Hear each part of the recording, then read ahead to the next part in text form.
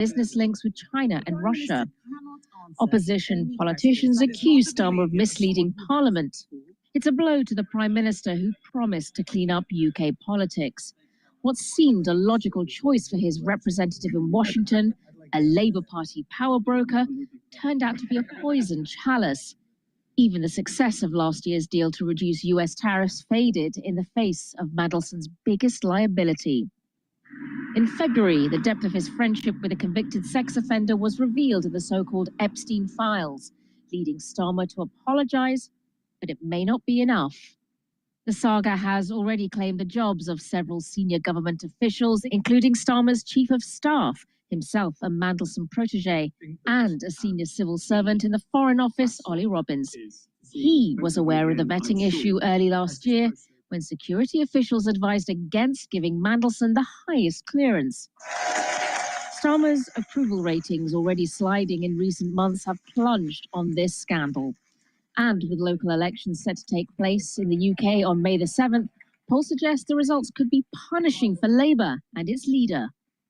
The political danger for Keir Starmer is clear. If he did know about the issues with vetting, then his credibility is in trouble. And if he didn't, well, that casts doubt over his own authority and control over his government. Sonia Gallego, Al Jazeera, London. Well, let's speak now to Jonah Hull. He's in London following the story for us. Jonah, good to see you. So Keir Starmer is expected to make a formal statement in Parliament in the coming hours. What are we expecting to hear from the Prime Minister? Well, we expect to see Keir Starmer stand up in Parliament behind me there in front of MPs and deliver what he's described as the full picture over quite how and why he was kept in the dark and therefore they were kept in the dark about this whole Mandelson security vetting affair, that he failed his security vetting for the post of US ambassador in Washington at the end of 2024. Civil service officials in the Foreign Office then overturned that judgment about his suitability for the job and allowed the appointment to go ahead. The most senior of whom, Ollie Robbins, was sacked over the weekend for it. The government clearly laying this at the feet of the civil service. He will appear on Tuesday and explain, Ollie Robbins, why he saw fit to not tell the government or the Prime Minister about what had happened and instead allow it to go ahead without any government knowledge or Prime Ministerial knowledge at all. And that all gives rise, as you heard there, to this central accusation now that Keir Starmer misled Parliament. That is a cardinal sin, if indeed he did so intentionally when he told them repeatedly that due process had been followed. It now is clear that is not the case. But he is likely to admit that while he misled Parliament, he did so inadvertently. And you might think on the evidence that that sort of absolves him. Well, it doesn't, because a lot of his opponents, opposition leaders and other critics are calling for his resignation. They simply see this as yet another, the latest episode in an unravelling premiership, the latest bit of evidence of a Prime Minister who they see as having an insufficient grip on detail, the machinery, the mechanics of government, and indeed a Prime Minister who repeatedly displays poor judgment, in this case, the determination to see this man, Peter Mandelson, for all his faults, and all of them indeed on public display, be appointed no matter what as ambassador in Washington. And Jonah, you say that Keir Starmer is repeatedly being accused of poor judgment. I'm curious to find out how bad this situation is becoming for the Prime Minister and how much political pressure is this causing him? Well, there's already been a huge amount of fallout over this Mandelson scandal, arguably the worst, but not the only, of his tenure in office. You may remember in February last year, it was widely thought he was about to be ousted by his own cabinet colleagues over revelations that he knew more than he'd said about the depth of the friendship between Mandelson and the convicted sex offender Jeffrey Epstein. That, for all sorts of internal political reasons, ebbed away. His stock has risen over his handling of the war in Iran, his refusal to get involved on the side of the United States. But again, this reopening of the Mandelson case just shines a spotlight again on what, as I say, many people see as repeat mistakes, repeat poor judgment, weakness in office. And with local elections around the corner expected to be extremely bad for Labour, this may be the moment when faith and trust in Keir Starmer really begins to ebb fatally away. That's Al Jazeera's Jonah Hull live for us from London. Jonah, thanks so much for unpacking all that for us. Japan has withdrawn a tsunami warning after a magnitude 7.5 earthquake struck off the northern coast. Emergency services briefly urged more than 128,000 people in 3 prefectures to move to higher ground. There were no reports of immediate damage. Some bullet train services had to stop after the powerful tremor. A gunman in the U.S. state of Louisiana has killed 8 children, including 7 of his own. The victims were aged 1 to 14. Police killed the gunman after a chase. Dmitry Medvedenko reports. Residents of Shreveport, Louisiana, say they're stunned and devastated by a violent mass shooting that woke them up early on Sunday. The police say Shamar Elkins shot the mother of his children, wounding her, and then drove to the house where his children lived and went on a shooting spree. He killed 7 of his own children, another child, and wounded another woman. The youngest child was only 18 months old. Media reports say Elkins and his partner were going through a bad breakup. This is entirely a domestic incident. So the suspect shot the mother of the child children first, then responded to this location and shot 8 children, 7 of which being his own. There was an additional child at this residence that was not akin to him. However, we're still working on relationships and whose parents are whose, but it's a very hectic scene. There's a lot to investigate, a lot to unpack, and we want to do the best we can to come up with a clear timeline, a clear reasoning, even though cases like this, the reasoning will never be fully understood. Police said some of the children were trying to flee through the side door, now riddled with bullet holes. Elkins then hijacked a car at gunpoint and drove off, but was chased and killed after a police pursuit. The city's mayor said nothing like this has ever happened here. I think the community is in the process of gathering together. You see lots of people on the street here that are gathering for prayer and mutual support, and that's what communities need to do in this circumstance. This is the worst mass shooting the U.S. has seen since January 2024.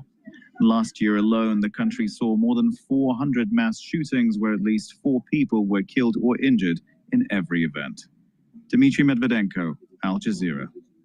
Supporters of Peruvian presidential candidate Rafael Lopez Aliaga are calling for election results to be annulled, alleging fraud. While international observers noted some irregularities. It's hard to communicate this to many a politician, but if you want lower interest rates, don't push for lower interest rates. Is usually the best way of getting lower interest rates. Doesn't work. That's not a good pundit talking point. And honestly, on Instagram, that really just wouldn't fly, John. You know, he uses truth on Instagram. They want to clip those little videos. Yeah, exactly. They're not going to be like, if you want to hike, you can lower rates. It doesn't really work. Coming up tomorrow, Chris Ferrone of Strategas, Andrew Sheets of Morgan Stanley, Savita Subramaniam of Bank of America, and Dana Peterson at the Conference Board from New York City this morning. Good morning. Thank you for choosing Bloomberg TV. This was Bloomberg Surveillance. Welcome to the world of decentralized finance. Why is it that NFTs have not recovered in the same way that, say, Bitcoin has? Bloomberg is covering all things crypto. It's a pretty spectacular story. The people. This is the future. This is the 21st century economy. The transactions. It snapped up nearly $1 billion of Bitcoin. And the technology. We need to build a digital Fort Knox. That gives people financial freedom, and that's a wonderful thing. That's extraordinary. We ride the wave that is Bitcoin. Bloomberg Crypto, only on Bloomberg.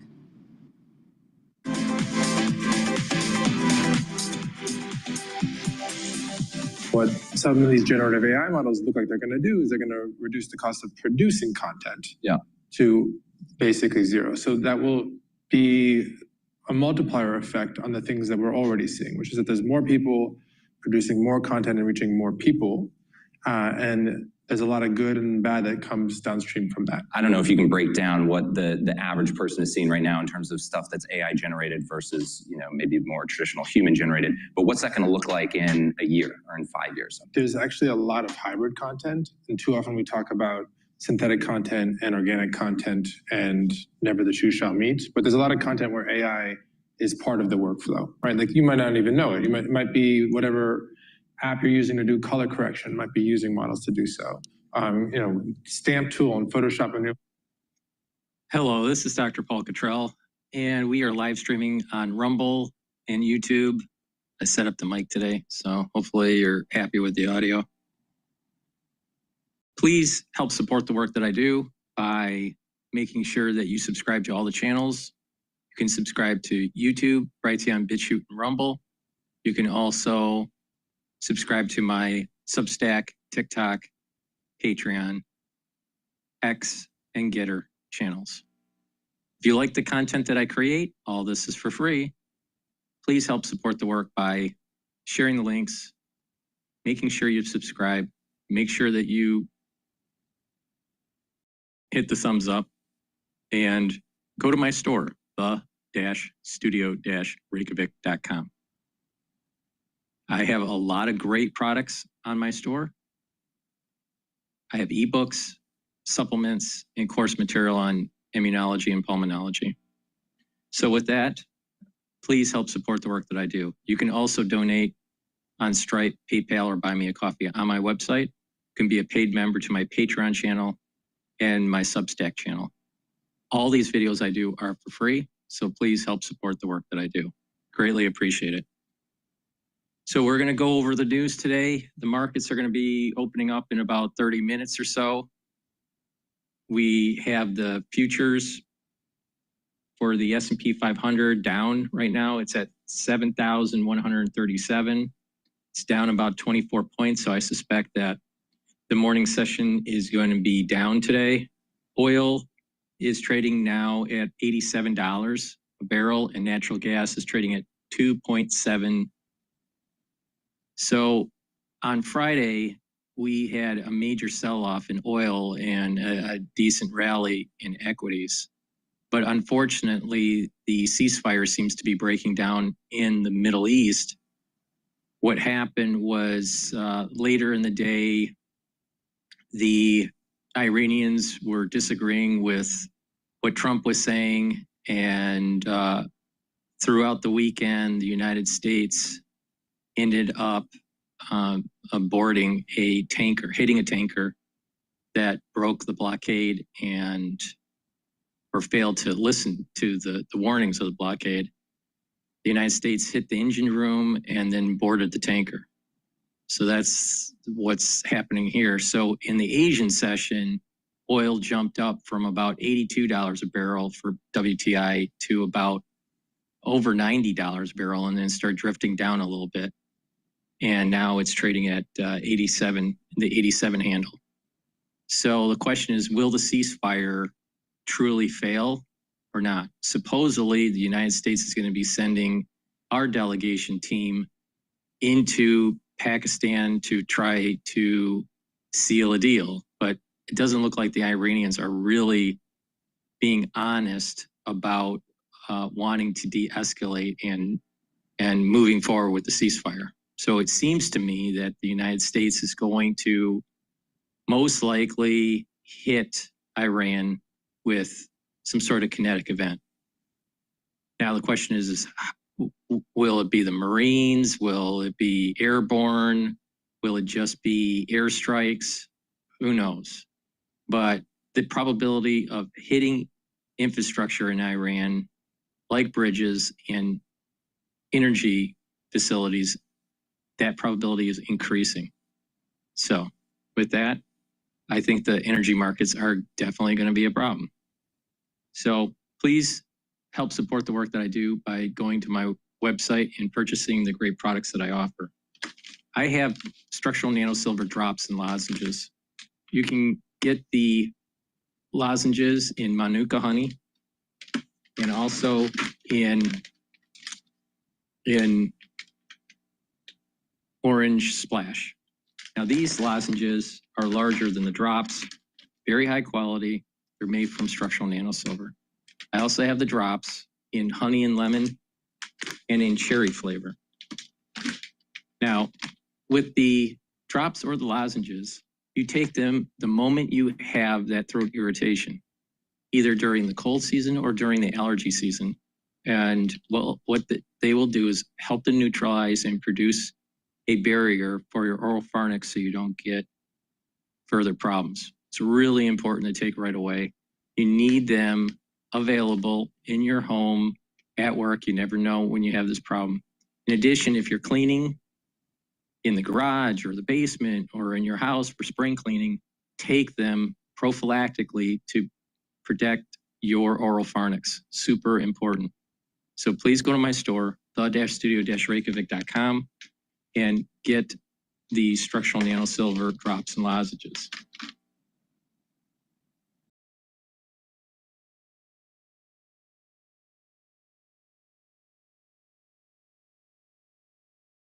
I also have digestive enzyme complex. Digestive enzyme complex will help to break up carbohydrates, proteins, and lipids and reduce the load on your pancreas. Super important. When you get older, your pancreas doesn't function as well. So to get the proper digestion and to reduce the load on your pancreas, it's really important to help by taking supplements that have digestive enzymes.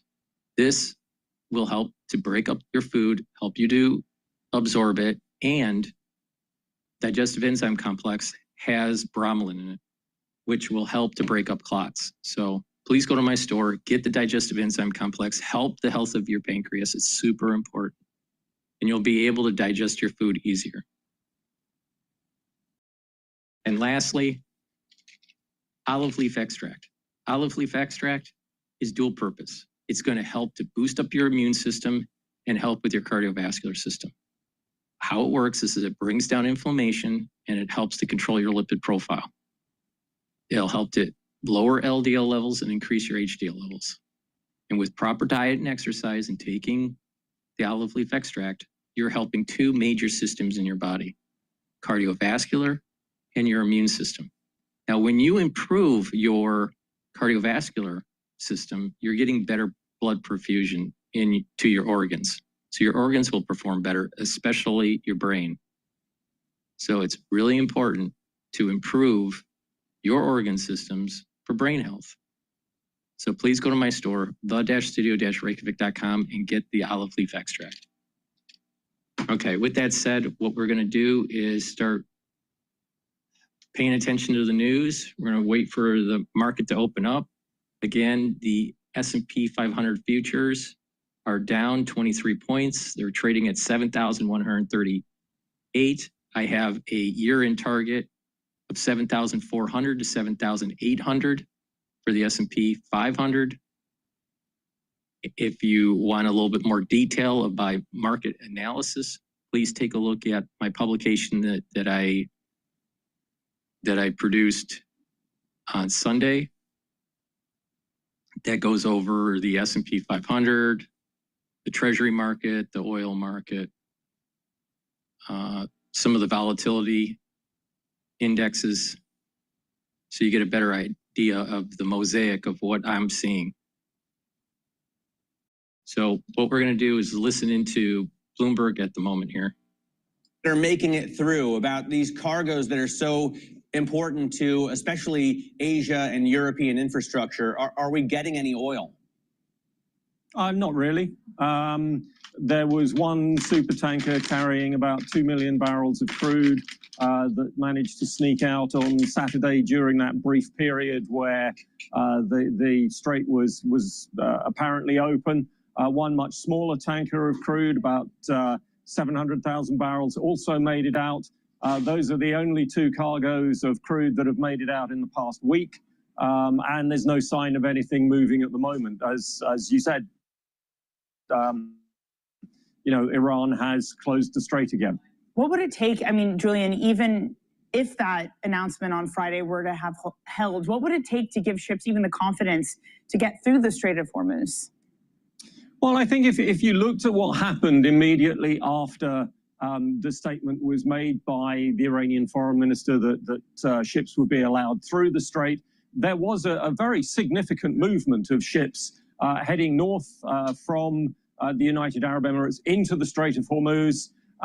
But then everything changed and they got to sort of the most northerly point in the strait, and they were halted and turned back by the Iranian military. So there clearly was enough comfort among a significant number of ship owners, probably not everybody, to start moving as soon as they were given the green light by Iran.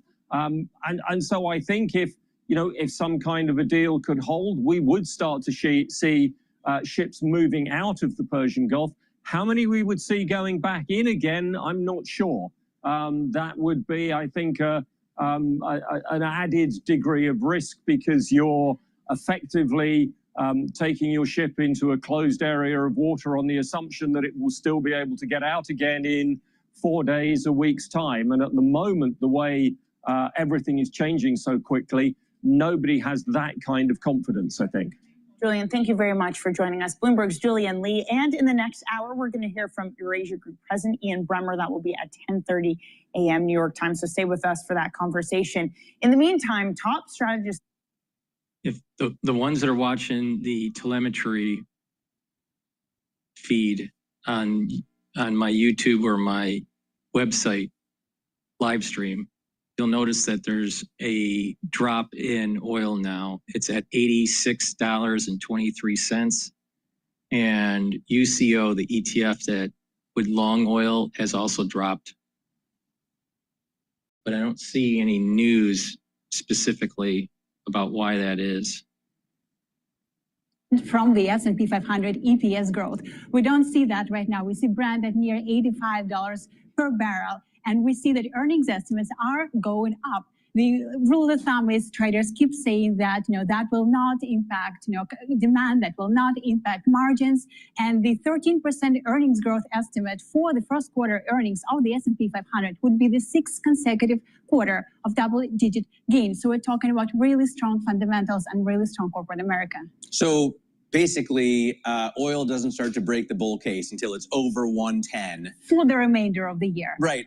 So significantly over, or over for a much longer period of time. Are we seeing repositioning, though? I mean, are traders really going into, there's a great story on the Bloomberg today about, that we need to be positioning into energy, into defense, into like these ProSec trades, as Peter Cheer calls them from Academy Securities. Are you seeing that? Yeah, absolutely. We're seeing the MSCI global equity indexes. The sectors that are up the most this year are related to energy, are related to natural metals. So yes, AI becomes, this front and center as, earnings estimates are going up. At the same time, we're seeing traders reposition, because it's not all just about the AI trade. It's about national defense. It's about security. The aerospace and defense sectors are going up. So it's a double-edged sword at this point. Yes, AI and tech is still the game of the town, but also some of the neglected areas are doing really well right now. All right, Elena, thanks very much for joining us. Elena Papina runs our stocks team for Bloomberg News in this building. Check on markets right now. We're looking at S&P futures that are lower, but only about 0.3% after a pretty massive rally on Friday. Interesting that investors were willing to hold risk through the weekend. You would have thought they would be concerned that something bad would happen, and something bad did happen, and yet it's not really hurting futures much at all. It's not, I was on Bloomberg this past weekend, and I was speaking with Christina Ruffini, and she was like, stocks have gone up so much, and now we have this news about the Strait of Hormuz being closed in. We're probably going to get a massive sell-off on Monday, right? And I was like, I doubt it. I doubt it. We're pricing in the path to peace. That's enough, not actual peace itself. Yeah, traders clearly looking through this. You have, again, the rally in oil, but it's not really huge compared to what we've seen of late, right? We had seen at one point Brent go to 120 in the depth of this crisis, and we're only trading at less than 95 right now. Let's get a look at some of the individual stocks on our radar. Adobe will team up with Microsoft, Anthropic, OpenAI, and NVIDIA to power an AI agent for business. They're all going to work together. I don't think they left off a single name. All right, what we're going to do is listen to Al Jazeera here about the Marines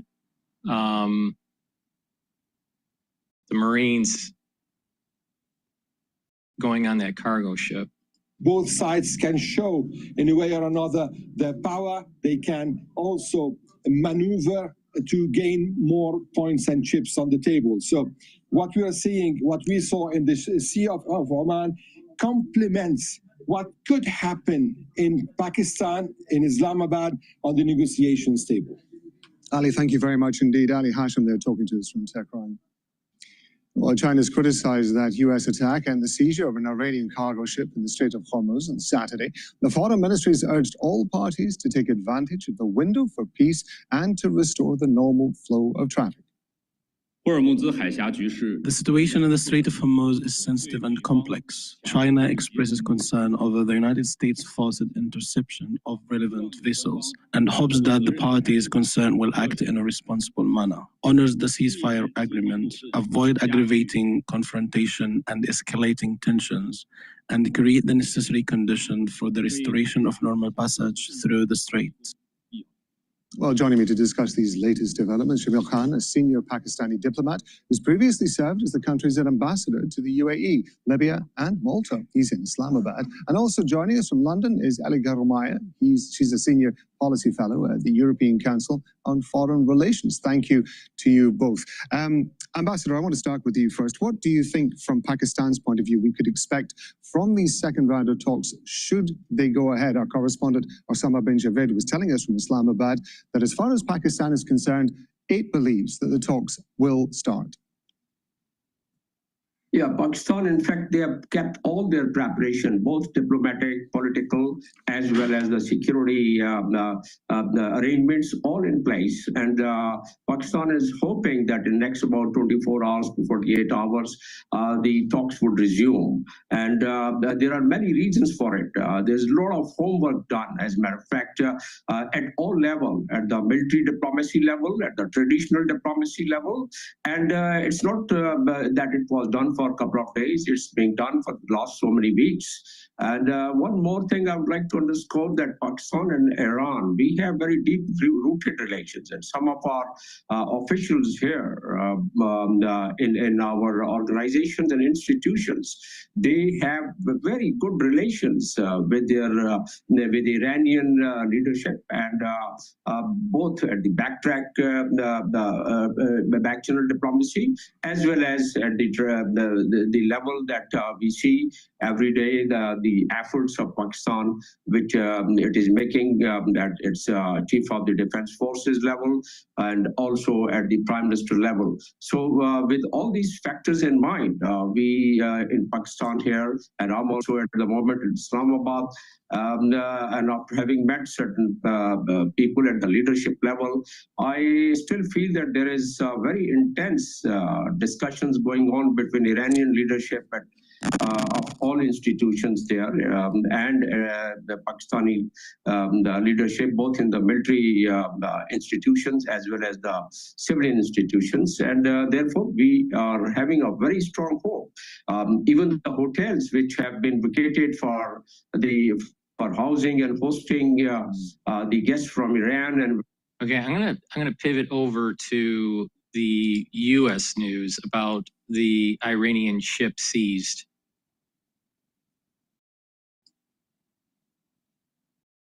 But before we do that,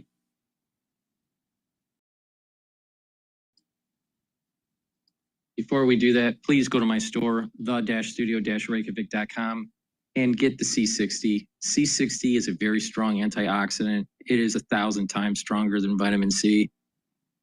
Take a teaspoon a day, every day, to soak up free radicals. You can get it in extra virgin olive oil, avocado oil, and MCT coconut oil.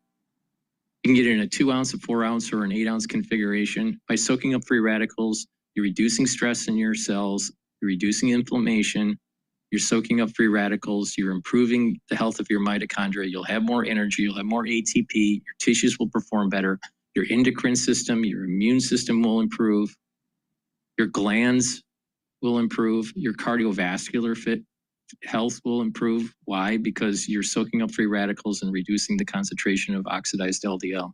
When you do that, you have less plaque formation, super important.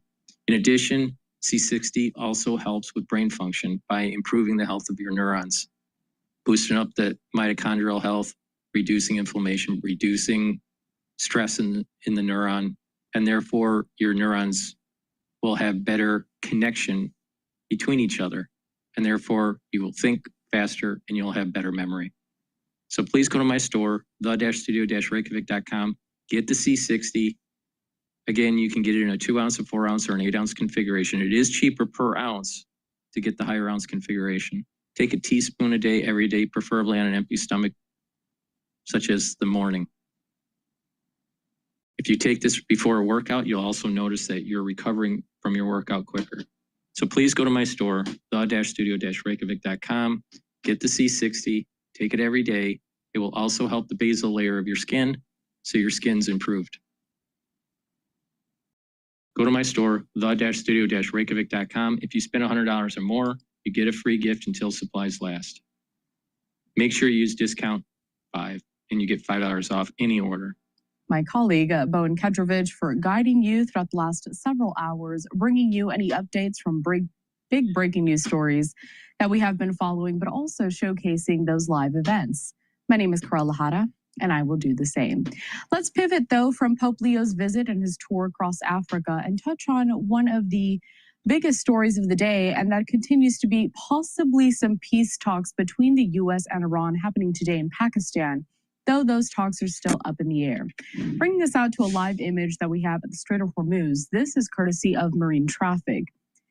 The Associated Press saying this: the U.S. attacked and seized an Iranian-flagged cargo ship it said had tried to evade its naval blockade near the Strait of Hormuz on Monday.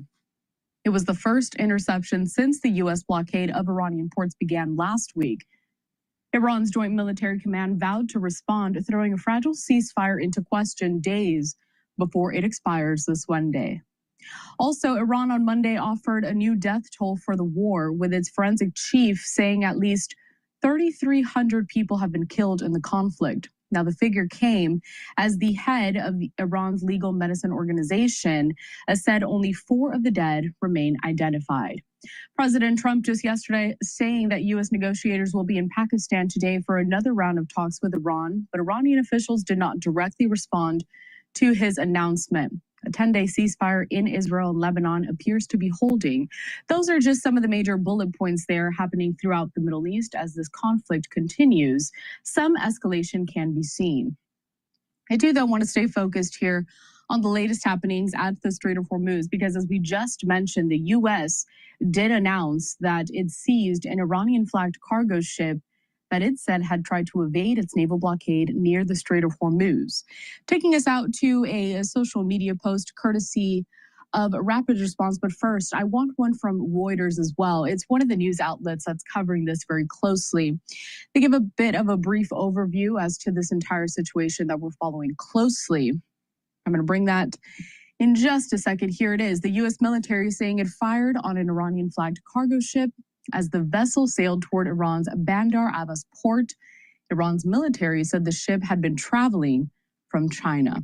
A lot to get to this morning, so joining us next to talk about all of these developments is Rocky Weitz. He is a professor of practice of maritime studies at the Fletcher School at Tufts University. Rocky, good morning. Good to see you. Good morning. It's become kind of a tradition. Every Monday you join us here just to recap everything that's happened over the week. And throughout the weekend, a lot of developments. So let's start with that major one that I just mentioned. So some outlets are reporting that U.S. seizure of the Iranian vessel, it is, quote, a notable escalation. So in your assessment, how big of a deal is this latest development when compared to the other things we've seen there in the Strait? Yeah. All right. Well, good question. So, yeah, it's been a very fluid situation, I would say, over the last 4 days. We saw oil prices really plummet on Friday when the Iranian foreign minister came out and said the Strait is open. But then the U.S. maintained its blockade. And then the Iranians came and said, well, then, we're going to continue blocking the Strait as well. And what we had here is, so the U.S. has blockaded now. We're entering week 2 of a naval blockade. And a naval blockade is an escalation by itself. It's considered an act of war under international maritime law. And essentially what we're doing here is enforcing the blockade. Most of the ships that have been faced by the U.S. Navy have turned around or avoided actual confrontation. This ship was different. It was coming in. It had been in China, Malaysia, coming in toward Bandar Abbas, which is a major port in the Strait of Hormuz. And for 6 hours, the U.S. kept telling it to stop or turn around. And then in the end, they fired 3 shots from their 5-inch gun and took out its propulsion system. So, and then after that, once it's dead in the water, they boarded a group of Marines And so now it's under U.S. control. So I do think it would be considered an escalation. And as we heard, the Iranians have said they're actually not coming to the negotiations, even though we're still sending our people. I think the negotiations probably will happen, but as I said at the very beginning, it's a very fluid situation. So we'll just have to see. It remains to be seen indeed. Speaking of, I want to showcase President Trump's social media post regarding that seizure of that vessel. So in case you haven't seen it, here it is. I'm going to read it in full. This was a statement from Sunday. He says, quote, "Today, an Iranian-flagged cargo ship named Tuska, nearly 900 feet long and weighing almost as much as an aircraft carrier, tried to get past our naval blockade, and it did not go well for them. The U.S. Navy-guided missile destroyer USS Spurance intercepted the Tuska in the Gulf of Oman and gave them fair warning to stop. The Iranian crew refused to listen, so our neighbor's ship stopped them right in their tracks by blowing a hole in the engine room. Right now, U.S. Marines have custody of the vessel. The Tuska is under U.S. Treasury sanctions because of their prior history of illegal activity. We have full custody of the ship and are seeing what's on board." So it pretty much speaks to what you just surmised there, Rocky, within that last answer. And it brings me to this next question. We're seeing here the U.S. is imposing a naval blockade on Iranian ports, Iran responding sometimes by restricting or attacking shipping in the Strait. How does maritime law interpret the legality of these operations from each of these sides? If you experience sexual abuse at any of the New York City juvenile centers, schools, hospitals, universities.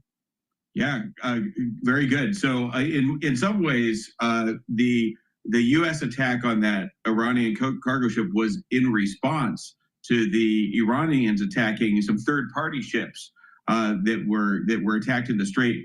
So the Iranian actions would not be considered legal under international law because there is a right of transit passage for third parties. And the other thing is they didn't announce on the radio turnaround, or there were no radio communications. So they just went and essentially machine gunned the ships. And so those ships that did turn around, but that's an escalation there. And then the U.S. complied with international law, which is what we do. The U.S. Navy does is that we announced. I mean, 6 hours of announcement. This was no surprise coming. They also announced, please remove your crew from the engine room. We're about to fire. They gave plenty of warning for that. So the U.S. did comply with the rules of naval warfare, and because the U.S. has announced a blockade, which you can do when you're in conflict with a nation. Essentially, the argument by the international lawyers that would be representing the Trump administration would be, we're in conflict with Iran. We don't want weapons being sent in, and so we're going to pause these ships for inspection or turn them around before they enter the Strait of Hormuz. And because they didn't comply, then we ended up disabling the propulsion of the vessel with some shots into the engine room. And now the Marines are inspecting the ship. That's going to be a little hard because it's a container ship and they have to unload some of the containers to get to the containers below. It's unclear where they'll do that. But I would say one last point. I think what we're witnessing, because I've studied Iran for 30 years, is that the leadership of the IRGC, or I'd say the third string of the leadership at this point, there's a division there. So the Iranian foreign minister came out and said, everything's okay, we're on track, essentially saying we're on track for a negotiated settlement of this dispute. I think this is a very good point that Rocky's mentioning here, that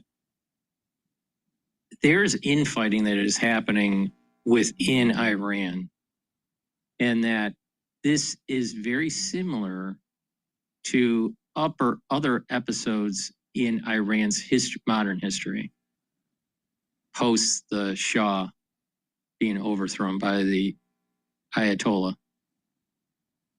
In that there's a secular part of the society, and there's also this more very orthodox version of Shiite fervor that's taking place in Iran. And because of that, I think Trump may be working with someone that is a little bit more moderate or maybe right of center in terms of their politics, but they're getting a lot of strain, a lot of stress and strain from the religious community within Iran. And so there's almost infighting. It's as if for Iran to really become a contributor to modern global economy, right? And not be just some, religious state. There needs to be a civil war that takes place within the country. And so we're maybe seeing the beginnings of that. In addition, the Saudis do not want the Shia religion taking hold because, one, the Saudis are surrounded. Hold on, I had a little bit of a. The Saudis are surrounded by different factions that are aligned to the Shia faith, like Yemen, 30% of the East Coast, the coastline that goes into the Persian Gulf for Saudi Arabia. It has a Shia constituency. Then you have Iran, and you have Hezbollah and Hamas. There's this world this world cannot reach homeostasis until Iran solves their Shiite problem. They have too much control of the military apparatus. And you probably are seeing a group of people within the country wanting to have peace and align with the ceasefire and de-escalate, while you have another very strong constituency within Iran not wanting that and potentially is fighting internally in the country. So it's almost as if Iran needs to go through a civil war for really everyone to have this truly be resolved. All right, the markets are open. So let me just do a quick update before we go back to the professor from Fletcher School. The S&P 500 is trading at 7,109. VIX is at 18.84. I was expecting VIX to be above 20, so I'm a little surprised at that. The Euro USD is trading at 117, so actually the dollar has gained a little bit relative to Friday. The Japanese yen is trading at 158.67. Bitcoin's trading at just below 55,000. I'm sorry, not 55, 75. It's trading at 75,000. And natural gas is trading at 2.687. It has been going down for the pre-market. And oil is trading at 85.76. So actually, things are relatively stable based on what happened over the weekend, which is a bit surprising. All right, we're going to continue with the professor from Fletcher School, Dr. Weitz. And then I think he was undermined by a rival group within the IRGC that sent those boats to go and shoot the vessels going through the strait, but not even trying really to comply with international law. So I hope that helps. Speaks to some of the conflicting messaging that we have seen throughout this entire scenario and how it plays out. I have a social media post here also. This is on X, courtesy of the Department of War Rapid Response. It just outlines it here, Rocky. It's quite long, but I do want to read the first point.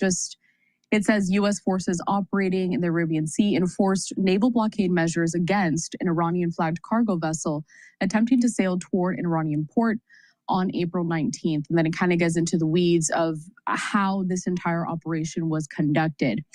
Rocky, let's talk about what happens in these moments? So how do ship owners and operators, how do they make these real-time decisions in an environment that is not just sometimes inconsistent in terms of the messaging they get, but also pretty hostile? If you're a man who makes at least $150K a year and you feel self-conscious about your gut sticking out, I'll get you shredded or you won't pay it.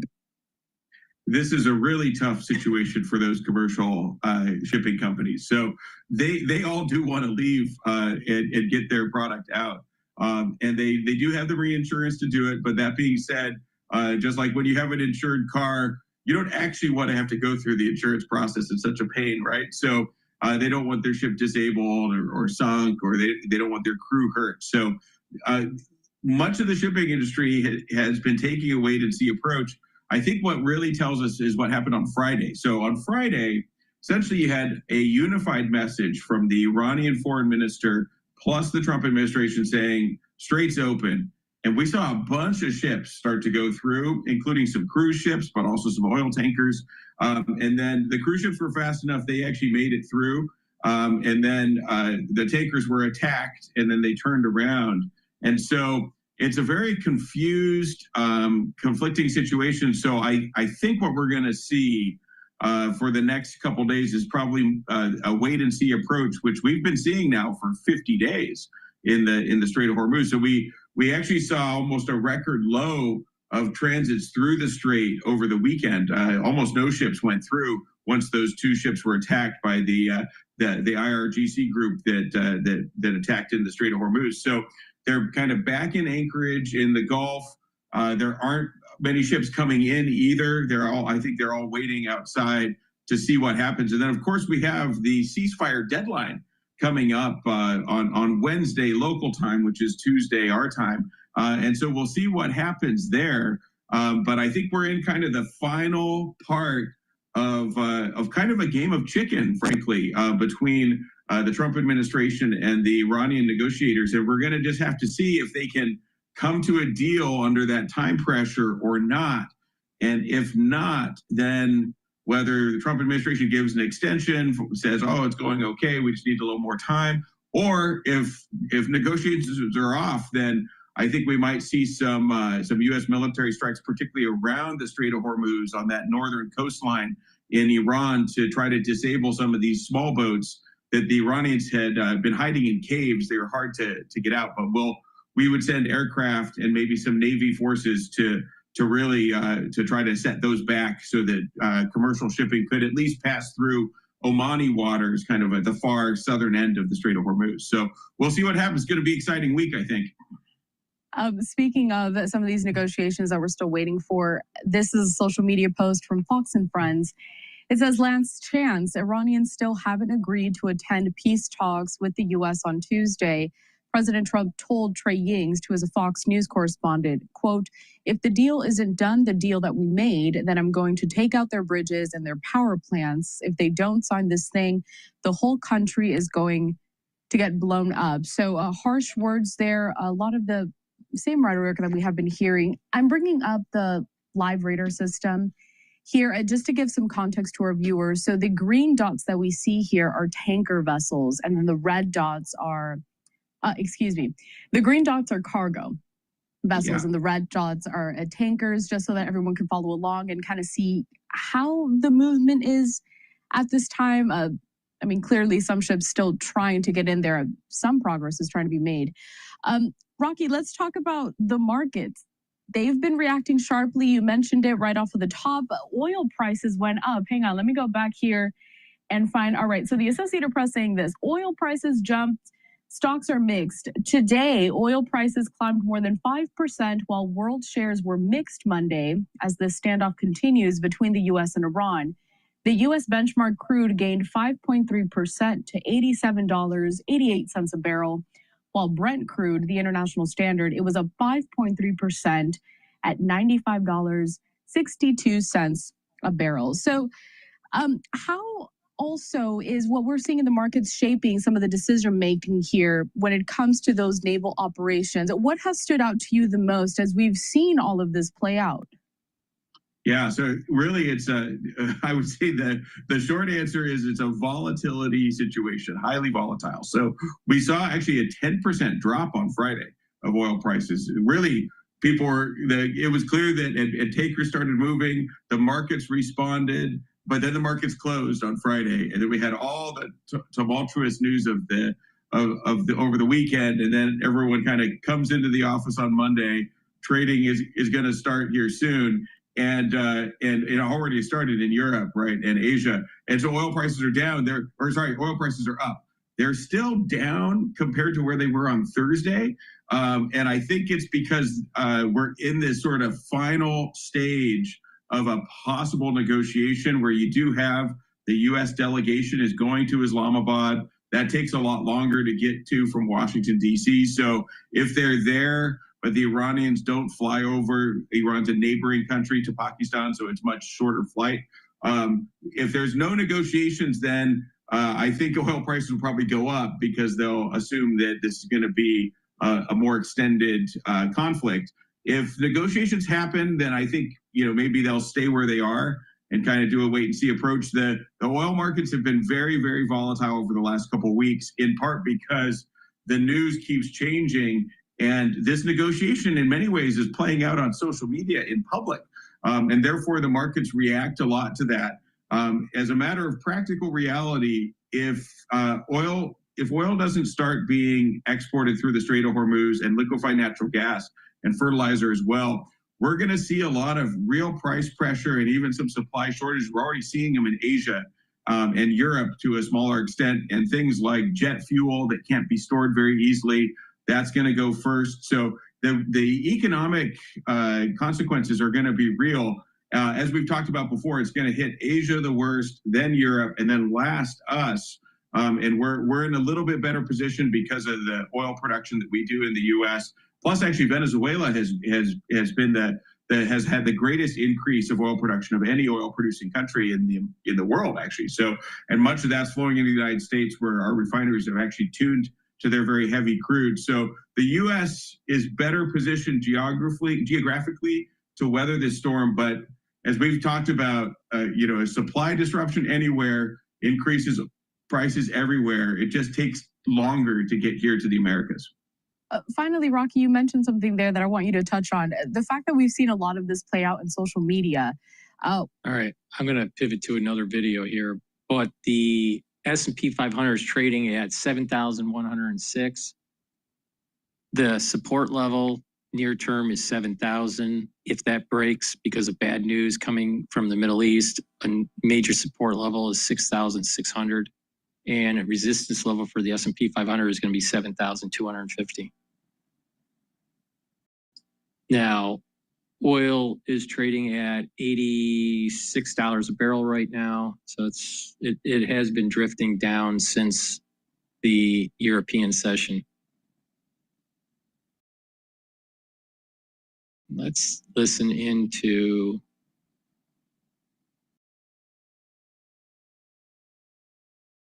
Fox News about the U.S. Marines taking over Iranian ship after blowing up engine room. You gotta have the best to be the best. Giving my son a needle during an allergic reaction is traumatic for both of us. So we said, hello, Neffy, the only needle-free. All right. Before we start with that video clip, please go to my store, the-studio-reykjavik.com, and get the heirloom barley. Heirloom barley will help to bring down inflammation, help to soak up free radicals, and help to detoxify your body. That will help to boost up your immune system and your endocrine system, help with your cardiovascular system, even your brain function. Why? By soaking up free radicals, detoxing, and bringing down inflammation, you're allowing for your bodily systems to improve, to heal, to perform better. Super important. So if you take this and you're working out, you'll also notice that you're recovering quicker from your workout. So it's really important to take every day. You can stack this with Boomer Boost to get added benefits. So please go to my store and get the heirloom barley or the gladiator barley and detoxify your body, bring down inflammation, and soak up free radicals through superoxide dismutase. Now, the difference between gladiator barley and heirloom barley is you get one added benefit with the gladiator barley, and that is it'll help you to build muscle. Magnesium and zinc helps to boost up the immune system and helps with brain function. Super important to take every day. A lot of people aren't taking enough magnesium to help with their brain function. Vitamin C and magnesium, super important for your immune system, skin, and brain function. You can stack them together for synergistic benefit. So please go to my store, the-studio-reykjavik.com. And lastly, I want to talk about collagen. This is a great product. It's new on my store. And what this will do is help to remodel your joints if you have a sports injury or arthritis. What it'll do is it'll block certain types of enzymes that will erode your joint. All right. So if you block those enzymes, you're stopping the erosion. That's really important. Secondly, it also blocks Ep4, which that enzyme produces inflammation. So you're blocking the inflammation. You're also blocking some pain receptors. You're blocking some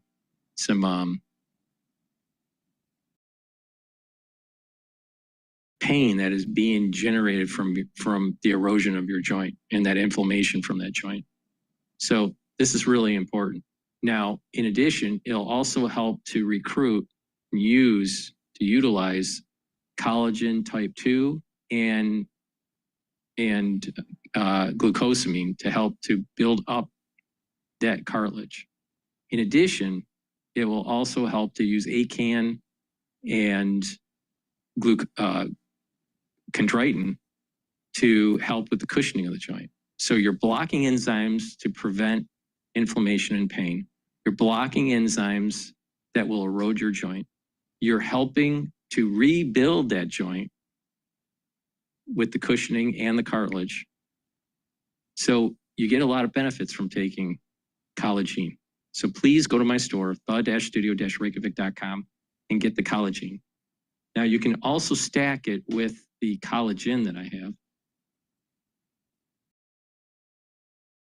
This collagen will help with your skin, your hair, your nails, your musculature, your bone density, but also your joints. It has a very comprehensive, typical amino acid profile. And by taking this every day, you're going to help to build up your joint. Now, it's perfect to stack these two together. All right. So get the collagen and the collagen if you want to help to rebuild that joint. Now, the other part to rebuilding your joint is actually doing some light resistance training or opening up of that joint. So what you have to do is let's say you have an elbow issue, and when you extend the elbow, it hurts. Well, what you have to do is open up the elbow up to the point of pain and go a little bit beyond the pain, a little bit more, and hold it for about 20 seconds. And by doing that, you're training your body to slowly send signals to remodel. And over time, you'll be able to open it up more without pain. But it takes time. It takes a lot of time to do. To help speed that up, by taking the collagen and the collagen, you're going to be able to help to remodel that joint and improve it. Now, again, you can do this for a sports injury.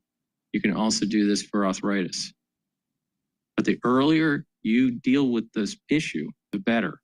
Because over time, if you don't try to remodel that joint by exercise and remodel that joint by taking the proper supplementation, what will happen is those enzymes, MMP3 and MMP13, will erode the joint.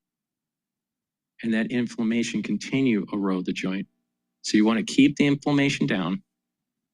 This is the reason why taking a lot of these supplements that will bring down that inflammation are really important. But also you need the ingredients and the supplementation that help along the remodeling of the joint. So please go to my store, the-studio-reykjavik.com, get the collagen, it's a month's supply, get the collagen, take it every day, do these little exercises that I just mentioned. And by doing this, you'll be able to slowly improve your joint. The earlier that you do this, the better. So please go to my store, the-studio-reykjavik.com. Make sure you use discount 5. You get $5 off any order, all caps, discount 5. If you spend $100 or more, you get a free gift until supplies last. All right, back to war. Today, U.S. officials are set to arrive in Pakistan for a new round of peace talks led by the Vice President, J.D. Vance. But Iran is reportedly refusing to come to the table. So this all comes as Tehran vows retaliation after the United States seized one of their ships in the Strait of Hormuz. Our chief foreign correspondent, Trey Yinks, joins us from Tel Aviv with the latest this morning. Hey, Trey. Yeah, hey guys, good morning. Overnight, CENTCOM announced that U.S. forces seized an Iranian-flagged cargo ship in the Gulf of Oman after it tried to breach the naval blockade. President Trump announced the seizure on Truth Social overnight, saying, quote, the Iranian crew refused to listen, so our Navy ship stopped them right in their tracks by blowing a hole in the engine room. Right now, U.S. Marines have custody of the vessel. The ship remains in U.S. custody. Here's what it sounded like when the guided missile destroyer USS Spruance warned the cargo ship before firing. Vessel Tosca, Motor Vessel Tosca, vacate your engine room. Vacate your engine room. We're prepared to subject you to disabling fire.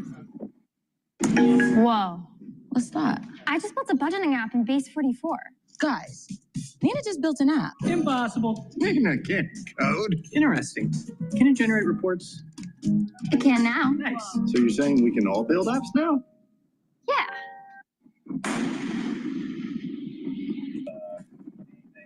At least 24 other vessels were turned around over the weekend, complying with U.S. orders. The incident came 24 hours after Iran's IRGC fired on 2 vessels trying to pass through the Strait of Hormuz in violation of the ceasefire. Now the question remains if a broader agreement will be reached this week. The ceasefire is set to expire in less than 48 hours. I spoke with President Trump over the weekend, who told me if the deal isn't done, the deal that we made, then I'm going to take out their bridges and their power plants. He went on to say, if they don't sign this thing, the whole country is going to get blown up. Now, Iran's foreign ministry spokesperson today held a press conference saying the Iranians have not yet agreed to talks on Tuesday and that they are currently reviewing U.S. proposals. Guys? So there's a chance, Trey, that we have a vice president going 18 hours to Pakistan to meet with an empty room. Yes. At this point, the Iranians say they've not yet agreed to attend these talks on Tuesday. And overnight, state media was saying the talks weren't even going to take place. The Iranians have played these games before and then ultimately showed up at the negotiating table. But this is largely considered the last chance for the Iranians. When I spoke with the president over the weekend, he was very clear. They are going to sign on the dotted line, or he's going to target their bridges and power plants. And it's a decision that Iranian officials have to make. And I'm told by regional sources today there is a divide among Iranian leadership about what to do and whether or not to call the president's bluff. But the president isn't bluffing. This is a very similar situation that we saw before Operation Epic Fury began. The United States is giving the Iranians an off-ramp here, a chance at diplomacy. And if they don't take it, the war is expected to resume. Guys? Trey, what's the latest with the U.S. Marines that did board that vessel in the middle of the ocean? Because we saw some video of them going down from the helicopter and landing on that vessel, the Iranian vessel. Are our men and women who are doing this, are they okay? Yeah, we understand that they're okay and they still have control of this Iranian flag cargo ship. This is a significant moment because it is an indication that if the Iranians try to test the U.S. naval blockade, their ships will be seized. And we talked about this. U.S. Marines boarding vessels. And this is exactly what happened yesterday when they tried to test the resolve of the U.S. Navy. We do know that at least 24 ships actually turned around and they heeded the warnings from U.S. forces in the region. But these warnings were very clear. They were put out over radios directly to the vessels saying that if you approach this line, this blockade, your ships will be seized. Warnings were even given to this cargo ship and they didn't heed the warnings. And ultimately this led to U.S. forces firing on the engine room of the vessel, stopped the vessel in its tracks, and then those U.S. forces boarded the cargo ship. All right, Trey Yanks, thanks so much. So it looks like the Iranians are playing games again. They said, the foreign minister spokesperson, that the United States hasn't learned from its past lessons. They're saying that they can't negotiate with the United States because they've been attacked during previous negotiations. And they're saying that the naval blockade was a violation of the ceasefire. Okay, whatever. But what worries me is that Pakistan is trying to convince the president of the United States to end the blockade because they feel like that's hurting negotiations. I'm sorry, that's just a non-starter. And if I'm the president of the United States, there's no way I'm sending the vice president to negotiate with these people. They're playing games, they're trying to delay, and it doesn't look like the leadership there has any control of the IRGC. They're attacking on their own right now. Well, you heard what the president said. They violated the blockade. So that's their first violation over the last 24 hours. And then the president's... And this is the point that I'm making. The IRGC seems to be, or at least factions within the IRGC, seems to be running roughshod to, some of the leaders that we're negotiating with. So that means that there's an internal struggle that's happening because of this overzealot Shiite philosophy that they have in Iran. Said, fine, I'll threaten to blow up the bridges. I'll threaten to blow up the power plants if no deal is made. Yeah, there's a new person in charge. It looks like the IRGC commander, Ahmed Vahidi, and other members of the inner circle have basically told the foreign minister to step back. So the foreign minister, as intransigent as he's been in the past, was considered less than a hardliner, but he was somebody looking for a grand bargain. The IRGC is not. So they're more fatalist. They actually want to go back to fighting. As far as I can tell, they want to go back to the fight. And they maybe have to pay the ultimate price because they don't feel like they're beat up enough. And we have not even touched another one of the Iranian nuclear facilities, is Pickaxe facility, which we don't seem to have. There are no munitions on the planet that can penetrate deep into the mountain. And the foreign minister is the one that has the relationship with Jared and with Witkoff. He's been the one negotiating with them so far. I know, that's... Maybe they're not happy with him? Yeah, I just think they have two ultimate goals. I think some of the political guys want to stop it now and see, do the best deal they can get. The RGC thinks they're winning. By surviving, they think they're winning, and then they'll solidify more support. Well, they also have disjointed leadership as well. You got the one person that's running the RGC, but they're also broken into these little militias. And so you have these people that are hardliners, and they want to fight to the very end. It's a suicide mission, but they don't care about it. It's unfortunate what's going to happen to the country their country as a result of their hatred in their heart. And what's even more unfortunate is to know that there are Americans here that live on our soil that are trying to help the Iranian government. There was a lady that was arrested, a female Iranian national arrested at LAX at the airport over the weekend. And the federal authorities say she's 44 years old. This happened Saturday night on suspicion of trafficking weapons on behalf of the Iranian government. Yeah, she's from Iran. Shamim Mafi, 44 years old, as you mentioned. She arrested right before she was set to board a flight to Turkey, an Iranian national and a lawful permanent U.S. resident. We see all the things that came up in the last few weeks is that we have all these Iranian officials who have friends and family teaching at our colleges, living amongst us, a life of luxury. And this woman is actually trying to sell and buy drones while living in this country. Yeah, so we already know the threat that Iran poses. We know that they have tried to kill American citizens. We know they've tried to kill refugees that are supportive of the United States. And it appears that no vetting was done on this person. Kudos to the FBI, though, Ainsley, for being able to capture her before she completed her plan. Yeah, she's expected to appear in a U.S. district court this afternoon in L.A. She faces up to 20 years if she's convicted. She's an Iranian national, became a lawful permanent U.S. resident in 2016. You mentioned FBI. Here's Chris Swecker, former assistant FBI director. Penny, for your thoughts. Do you think I could retire early? Good question.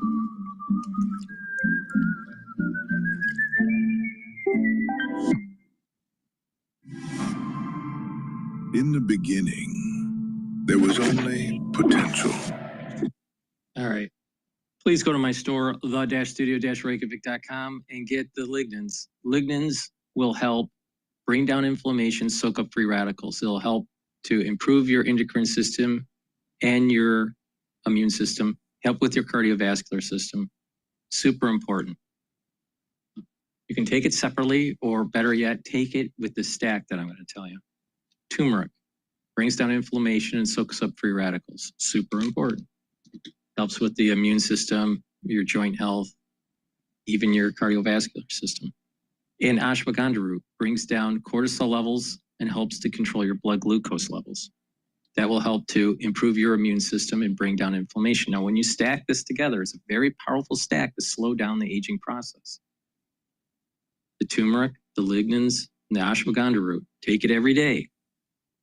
And by doing that, you're slowing down the aging process. You're helping with your endocrine system and your immune system, brain function, your cardiovascular system. You'll have more energy because you have less stress on your cells. So your cells will perform better. Your mitochondria will perform better. But if you follow my advice and you take these stacks, you're targeting the major pressure points of aging, and you're going to be able to slow down the process. So please, go to my store, use discount 5, you get $5 off any order. You spend $100 or more, you get a free gift until supplies last. Get the lignans, the ashwagandha root, and the turmeric, stack them together for max benefit. Super important. And also, getting a probiotic is super important for your health, your gut health, but your overall health.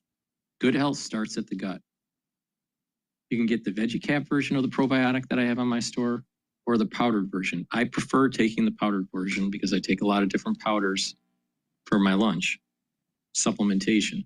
So get the probiotics. And what the probiotics do is improve your gut lining, allow you to absorb your nutrients better, reduce allergies because you have less leaky gut, and you're going to be able to improve your sleep and your brain function.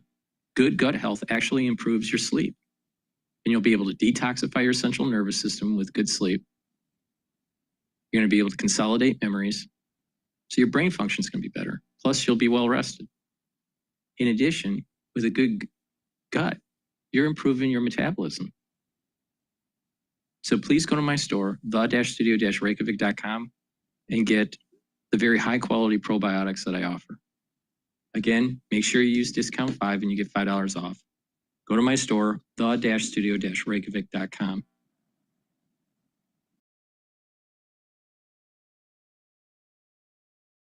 All right, let's listen into Maria Bartiromo. That's the sound of an American oil company hard at work. Want to be a part of it? Listen up. Hello, my name is Adam Ferrari, and I'm... Welcome back. More flare-ups over the weekend between the U.S. and Iran as questions loom about who is controlling the Strait of Hormuz and markets react. President Trump told me yesterday morning that Iran claiming to close the strait is inaccurate because the U.S. already closed the Strait of Hormuz with its naval blockade. Now, China is attempting to grow its stockpile of oil and gas with reports of a 2 million barrels a day surplus in the month of March. Meanwhile, new U.S. intelligence finds Beijing is considering giving Iran advanced X-band radar systems, which would significantly improve Tehran's ability to track incoming threats and track the United States. But of course, last week, President Trump told me that Xi Jinping responded to him in a letter saying that China is not sending weapons to the Iranians and will not. Joining me now is Gatestone Institute Senior Fellow Gordon Chang. Gordon, good to see you. This is getting interesting here with this shipping vessel, which has been going back and forth between Iran and China, and the U.S. Boarded it last week. Your reaction to all of these new flare-ups over the weekend, Gordon? This was an important move, Maria, for the United States to seize that ship, because obviously it was headed for an Iranian port. That's a clear violation of the blockade as announced by President Trump. And it's an act of will that tells the world that the United States is as good as its word. And I'm sure that they heard that in Beijing. A lot of people say, oh, the Chinese are playing this long game on the Iran war. Well, no. Xi Jinping is a very short-term ruler acting irrationally most of the time. And we have a sense that essentially Xi Jinping doesn't have any cards to play. He cannot stop the United States. So this is very interesting. I think the war is working out well because President Trump has decided that he's going to win it. Yeah, and he said the other day in my interview that he's been so tough on Beijing. He talks a lot like, this is my good friend. I'm going to go have this meeting on May 14th. But at the same time, what he does is actually pretty tough in terms of what he's done with oil and gas, from Iran to Venezuela to the comments on Cuba. What do you think about this meeting? If hostilities open again and re-emerge in the Persian Gulf and this agreement is not signed tonight, I wonder if the trip to Beijing is in question again, Gordon. What do you think? If the war is continuing by the middle of May, I don't think President Trump is going to want to go to Beijing because the political costs at home would be far too high. Clearly, China is an enemy combatant.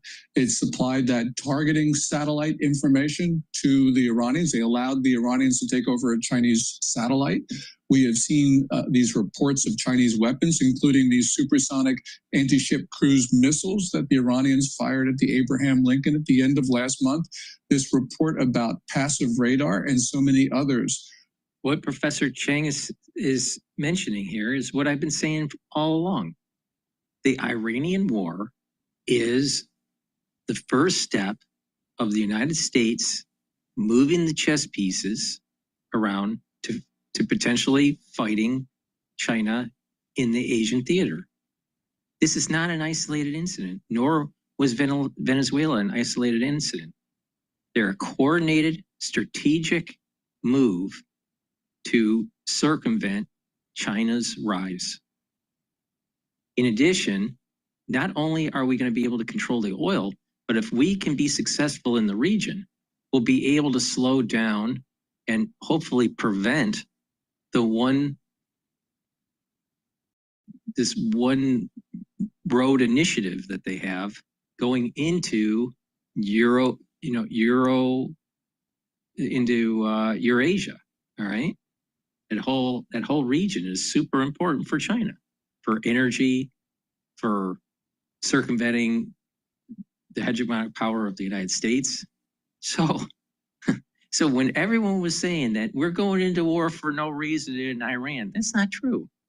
There's a global strategy of what's happening here. So an America First policy, being a pacifist in the Middle Eastern region, is not going to help us when we have to go to war with China. So this is really important. And all these people that were demonizing, oh, Trump's administration is being run by Netanyahu and the Israeli lobbying group. The reality of the situation is that there is a benefit of being able to solve the problem in Iran, overthrow the government, reduce the Shiite power in that region, be able to control the oil that is going to China, and it gives us more leverage to prevent China from actually invading Taiwan.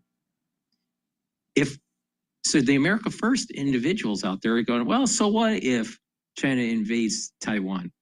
They're not paying attention. China wants more than just Taiwan. They want to be able to control that whole region. They want to control everything inside the 9-dash line. That means that we won't have freedom of navigation. In addition, they want to put stress on the second island chains. Well, that means their archipelago for Alaska is going to be at risk. Japan is going to be at risk. And also Guam, some of the islands of Hawaii that stretch out westward, because Hawaii is more than 5 islands, which most people don't realize, but 100 islands or more. So it's really important to understand that success for the United States in this region is not for the benefit of Israel. It's for the benefit of the United States checking the hegemonic power of China. So China, clearly is on the other side, and President Trump, in the middle of a war, can't go to the capital of an enemy combatant. It's as simple as that. Yeah, that's right. Good point. Though, look, Gordon, we've got at this point the economies of all of these nations really seeing an impact. I mean, you've got to believe that President Trump is thinking about economic warfare here, squeezing Iran, and yet Beijing claims to record higher than expected or higher than anticipated growth. They say their GDP came in at 5% in the first quarter. That would be up from 4.5% the previous quarter. China's central bank is holding lending rates steady for an 11th straight month. Do you buy these numbers, first quarter GDP at 5%, even with the fact that they're getting squeezed on oil and gas from Iran, Gordon? No, I don't buy those numbers. First of all, they're not consistent with many underlying indicators. And also, they're not consistent with what the Chinese central government is doing. We saw in the last 10 days all of these rules that are meant to punish foreign companies that are leaving China. That's not the act of a government that is growing that has an economy that's growing at 5.0%. So, you look at all of this and you say the Chinese economy can't be growing that fast. And by the way, retail sales during the quarter up 2.4, exports up 2.5, but industrial output was up 6.1. And that suggests that if there was growth, it was because China was producing products that it could not sell either at home or abroad. That means there's going to be a buildup of inventory. That's a really bad thing for an economy. So I just don't buy the numbers that are coming out of China. They are just too good to be true. Yeah. Meanwhile, we are kicking off our AI week this week, Gordon, and just in time for our deep dive on artificial intelligence, we've got this video. A Chinese-built humanoid robot beat a human in Beijing's half marathon. Can you imagine? It completed the 13-mile race in 50 minutes and 26 seconds, roughly 7 minutes ahead of the human record. I don't want to see this guy on the battlefield, that's for sure. But what's your take on what China is doing with these humanoid robots? China is by far the world's leader in humanoid robots. And this half marathon yesterday was really unbelievable performance. These robots this year, they beat last year's record by 1 hour and 50 minutes, which shows you the remarkable improvement in the humanoid robots. You got to put this, though, in perspective, because China's high-tech manufacturing, according to official numbers, only accounts for 6% of China's GDP. So, yes, these robots are fun to watch. They are important, but they are not significant because the rest of the Chinese economy is a black hole. Yeah. Here's the president when I asked him about China and AI. Watch this.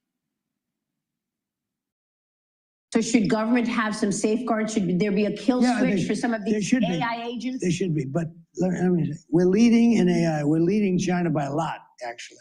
We're building plants that nobody ever imagined before. And it's going to be a tremendous, bigger than the internet. It's going to be tremendous. And there are always difficulties when you're at this stage of something. But, when you mentioned banking, it could also make banking much bigger, much safer, much more efficient. So, there are threats with AI, Gordon, and that's what we're digging into this week. But China's trying hard to beat the United States on AI, on space, on the economy. Not number 2 superpower. Your thoughts? Well, first of all, on space, we're ahead on both the race to the moon, as we saw with Artemis 2, but more important, we're ahead on the race for the moon because of reusable rockets. Yes, we're ahead of China on AI because our chips are far better than China's. And I would hope that President Trump would not allow the sale of advanced American chips to China, because the only way that they can beat us is with our own equipment and our own chips. We should not be providing them to China. All right, we will leave it there. Gordon, always a pleasure. Great talking with you. Thank you so much, Gordon Chang. A wealth of knowledge on China.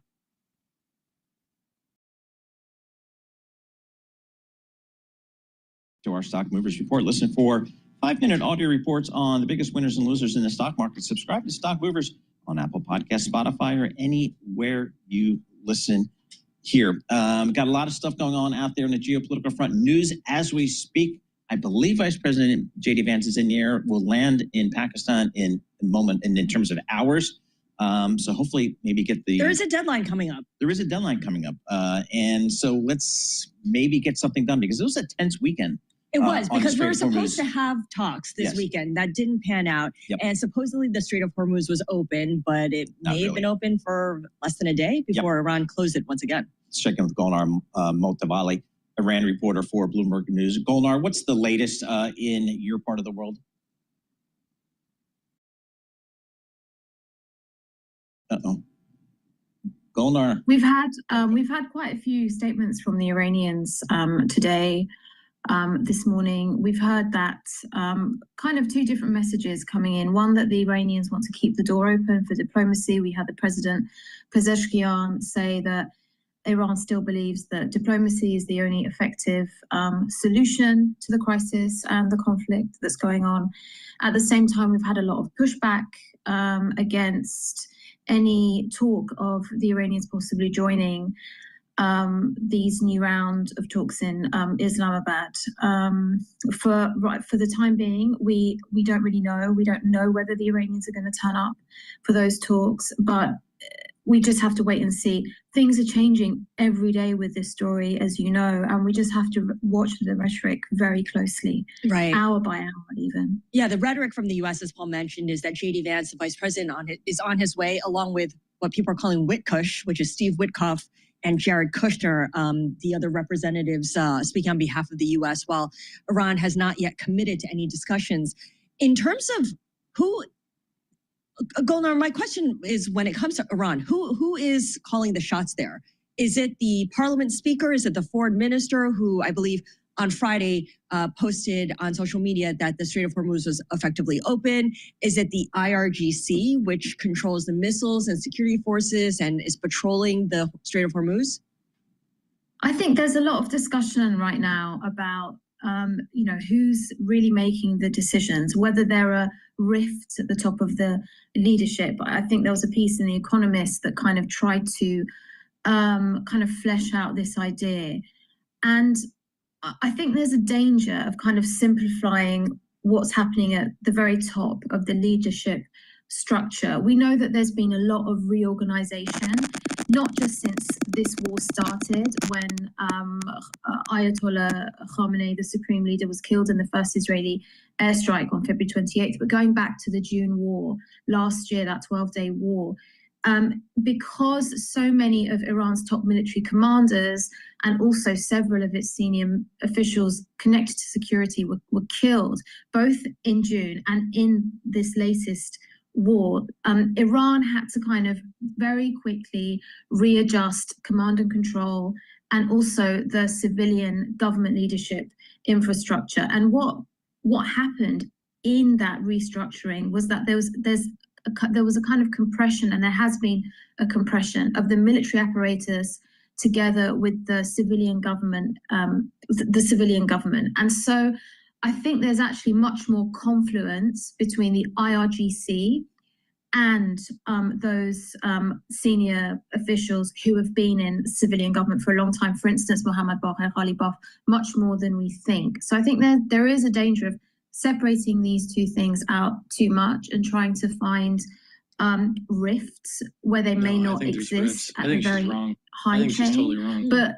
I think what we can say is that we've definitely seen amongst regime supporters within the hardline political faction disagreement over whether to agree to a ceasefire and in the more medium to longer term, a permanent agreement or some kind of... The bottom line is this: the Shiites do not want to stop this. They believe in some sort of holy war. And the only way you fight that is killing them. You have to go and kill them. You can't do ceasefires, can't do peace agreements. This is only... If Trump doesn't kill off the IRGC and the funding mechanism to Hezbollah and Hamas, and doesn't help boot up some sort of constitutional republic in Iran, then this is kicking the can down the road for something much bigger. And unfortunately, we're going to have a president that won't be able to deal with it or is too scared to deal with it. Trump is our last hope on making sure that we solve the Iranian problem.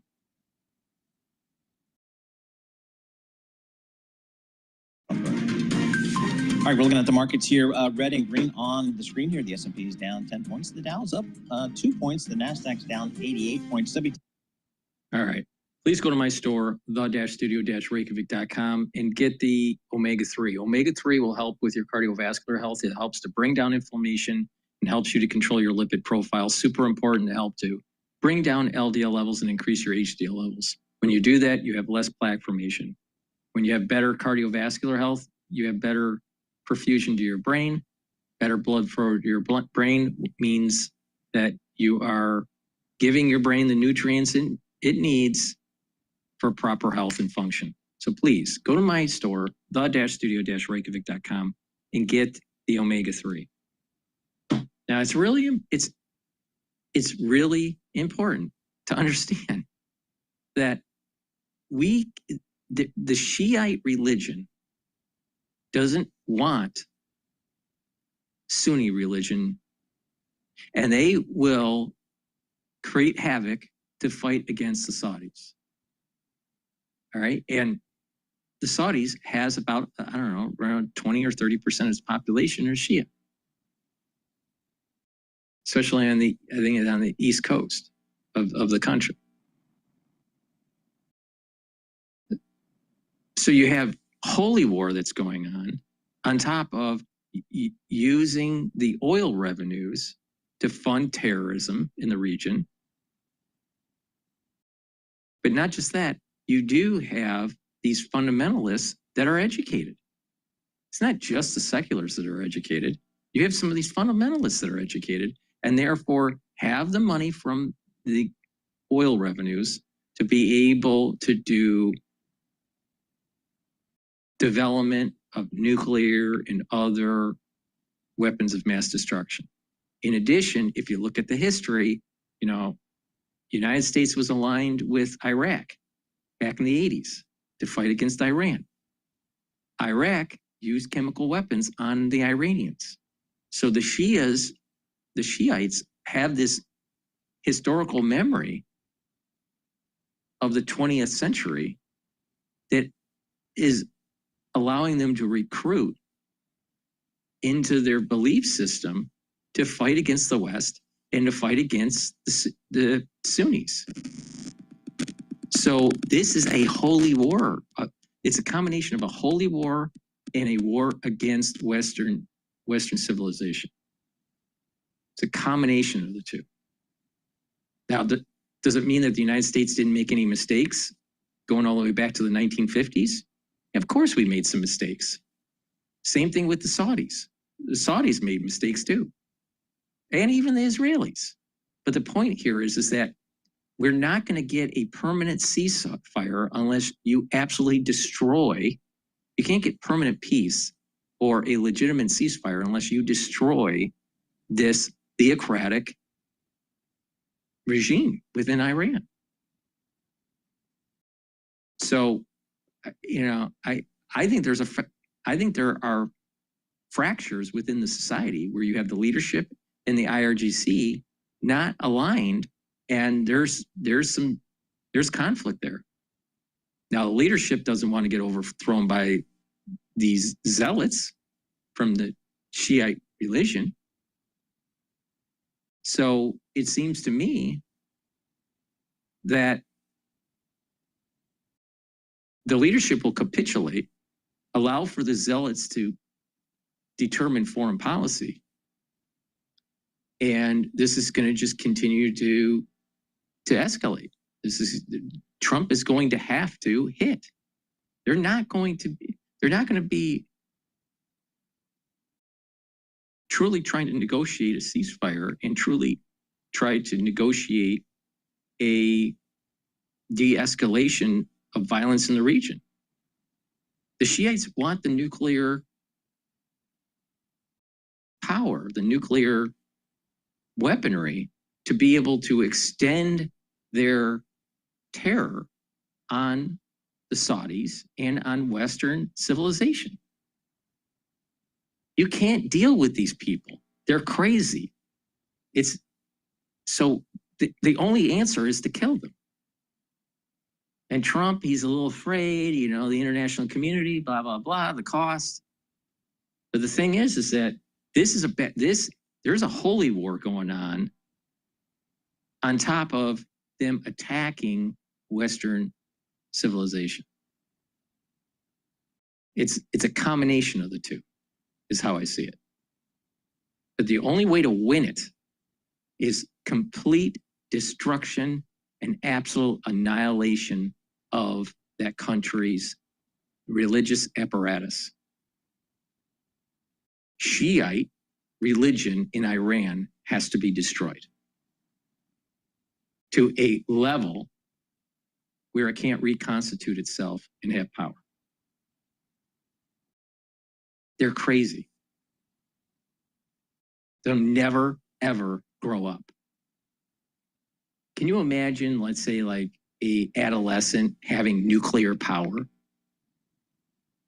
having nuclear weapons? Of course not, because their brain isn't fully developed. This is the Shia religion. This is the same thing. They're adolescents. They're in an adolescent phase within their religion. It's a relatively new religion, and they're relatively immature. So they should not have nuclear weapons. But you have all of these America First pacifists that say that we can't be in the region because it's not to the benefit of the United States. Well, it will be for the benefit of the United States, because we'll be able to check the hegemonic power of the Chinese if we can control the oil flow and be aligned with some sort of stable government in Iran. But not just that, by eliminating the terrorism and that terrorism threat from the region is going to give world peace. But America pacifists, they don't want that. They think that, it won't come home to roost. Oh, you know what? It might come home to roost. How do you know that the Shiites don't have sleeper cells in the country? You don't know that. You already have people trying to do weapon deals in the United States for Iran. I just see this as a holy war, and that the United States needs to have more fortitude. And unfortunately, the international community isn't willing to get on board with this. But this is only going to kick the can down the road if you don't destroy the theocratic regime in Iran. The IRGC has to be destroyed, because that's the military apparatus of funding the terror. The theology, the philosophy of the terror is coming from the religious clerics that are Shiite. So this is a holy war. And we need to win. Or are we going to just do Crusade 3.0 and lose? Stupid. The stock market, in my view at least, is looking through the fog of war and is saying, you know what? The Israelis and the United States have done a terrific job from a military standpoint. The Iranians don't have another alternative other than to try to negotiate some sort of a peaceful settlement. And I think even though results over the last 48 hours...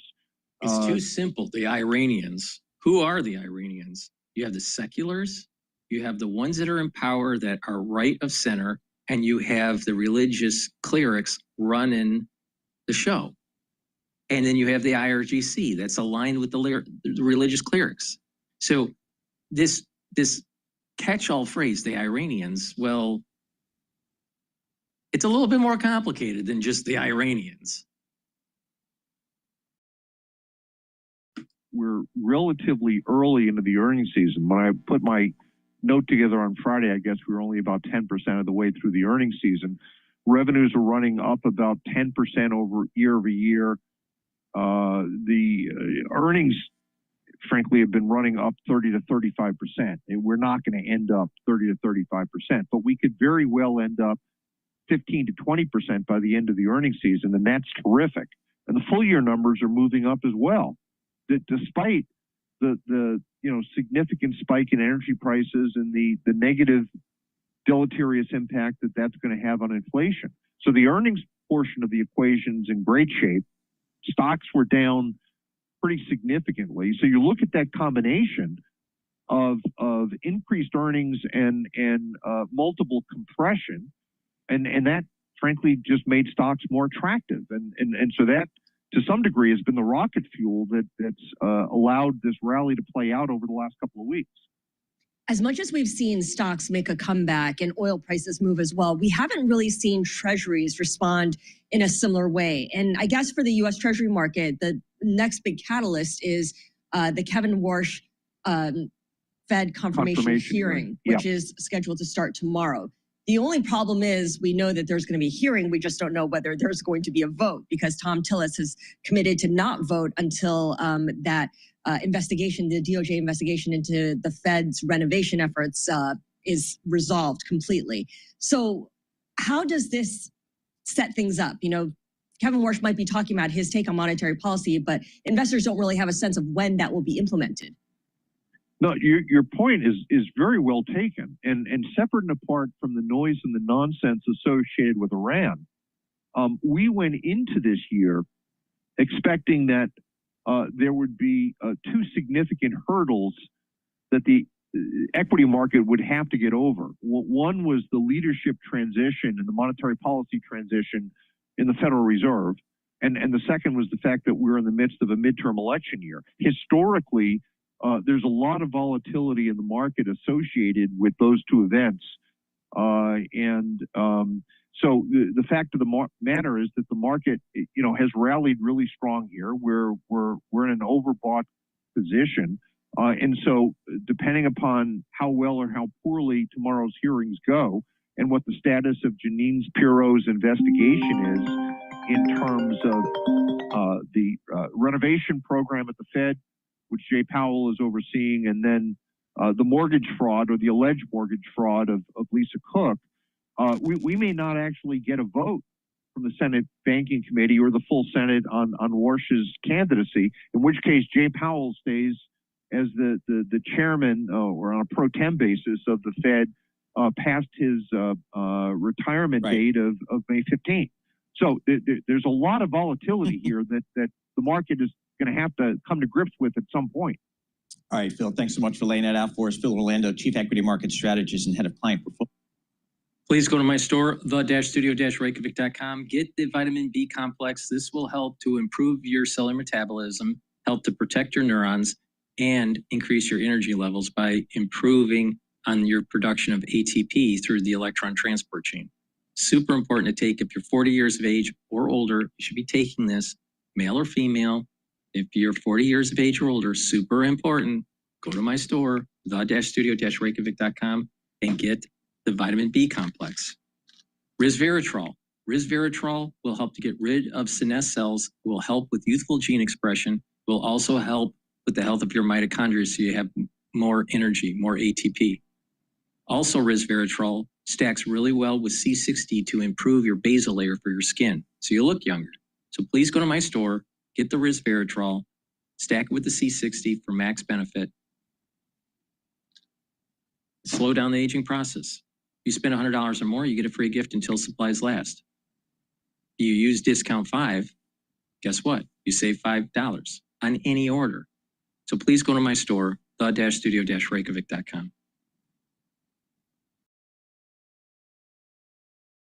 Honeywell, either 3M has looked into selling assets too. What is it about these big industrials that at one point like to be big, like to be diversified, are now in love with the idea of slimming down, realigning their portfolios, divesting assets? What happened in the thinking? We're seeing it across industries, not just in the industrial space.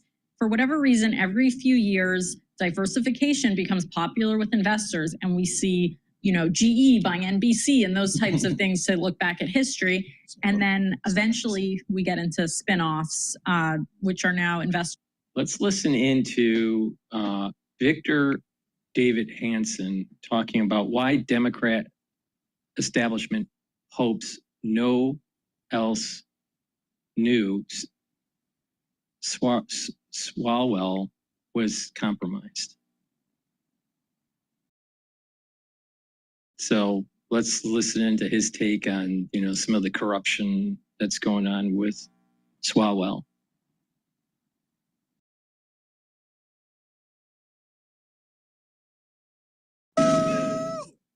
Welcome to Canes.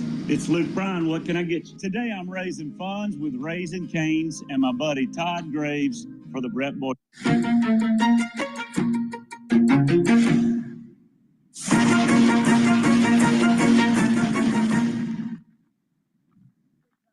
Hello, this is Victor Davis Hansen for the Daily Signal. Here in California, we're having a primary coming up in June. Since 2010 ballot initiative, we have so-called jungle primaries, where the top two vote getters, regardless of their party, will face off in the November election. Because we have an overwhelming Democratic registration majority, the Democrats pushed this 2010 ballot initiative with the idea that you would only have Democrats in the general election. And that's happened. And that happened with Eric Swalwell. So I'm going to talk a little bit about Eric Swalwell. He's been a 6-term congressman from Northern California, grew up in Dublin. He's a lawyer. He was in the first jungle primary, and he defeated the incumbent Representative Stark, I think his name was, and he's been there for almost well over 6 terms now. Who is he? He was very controversial. He's sort of rambunctious.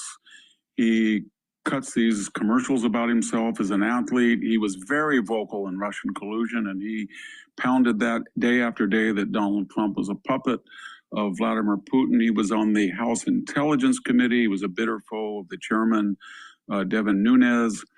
He, if you remember, he allegedly got involved in a personal relationship with a Chinese consular official, or at least an ad hoc Chinese spy, political activist here in California. And he was on the House Intelligence Committee, not only got involved with Fang Fang, as we knew her, but he hired one of her associates on his congressional staff. So he was under a lot of controversy. And finally, his partisanship and his dubious reliability to maintain secrets while on the House Intelligence Committee, after having this relationship with Fang Fang of some sort, he was removed. And now we see him, he's back in the news, and he's running for governor. And he is polling either 3rd or 4th. The top 2, believe it or not, are Republicans, Steve Hilton and Chad Bianco, the sheriff from Southern California. And then Eric Swalwell in many polls is 3rd, or he's neck and neck with Stephen Hilton. And suddenly, the perceived favorite, Kathleen Porter, another House representative, she had kind of imploded because of videos that showed her as a bully and screaming and yelling at various staff members, and pretty much becoming on film an unsavory character. So what happened to Eric Swalwell? Well, on April 10th, his world blew up because suddenly, out of the blue, some of his congressional staffers, all female, came forward. And one of them said that she was raped by Eric Swalwell while intoxicated on 2 occasions. Another one said she was sexually assaulted. Another 2 or 3 said that he had a bad habit of forcing congressional women, many of them 20 years younger than he was, to sign non-disclosure forms so that they could not voice what he had done to them. And he had chronically, insidiously sexually harassed them. Now, the latest bombshell is people on his gubernatorial campaign staff have said that they believe that these charges are true, and some of them have resigned. And that's made There were other, this made a great controversy the last few days in California. There were other even more disturbing. In Anthony Weiner style, there were women who had been receiving text from Eric Swalwell, allegedly showing his genitalia, something like Anthony Weiner did that destroyed his congressional career. There were also stories that he was using campaign funds for his own child care.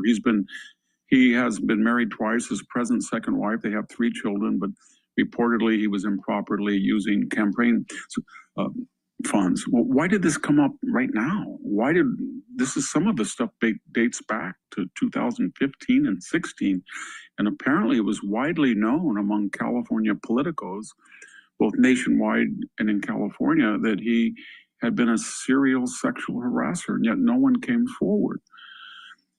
The answer is analogous to Joe Biden. People knew in 2020 that he was non compos mentis, but they used him as a wax and effigy because the other candidates were not viable. And once he was elected by staying in the basement, the Obama era of politicos took over his government, and we essentially had the most left-wing administration in modern history. And we called it the Biden administration. Today, you can't find any legitimate person who believes that Joe Biden was fit to serve. Then they said he was fit as a fiddle, sharp as a tack. So what's going on? Eric Swalwell is threatening to break up the Democratic field. There are more Democratic viable candidates than there are Republicans. The Republicans really only have 2 viable Republican candidates, and they are at the top.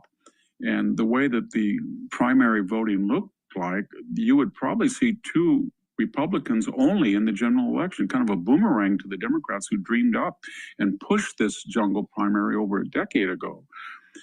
And so they got together. I imagine somebody got together and said, is it Swalwell or Porter? And they said, well, Swalwell has more baggage. Maybe it could leak out. He's kind of a loose cannon. And somebody's began leaking this. But what my point is, if Eric Swalwell had been way ahead in the gubernatorial race, I don't think that any of this would have surfaced. It would have been analogous to Joe Biden. He would have been a useful vessel, and he would have won the governorship, and the Republicans wouldn't have had a chance. It would have been Eric Swalwell versus probably Steve Hilton, and the Democratic vast majority in registration would have ensured that. But once it was clear that he and Porter had split the vote along with 2 other Hispanic candidates, Villagrosa and Becerra, it looked like the fragmentation would give the gubernatorial race to a Republican. And so then these leaks surfaced. And they're not just leaks.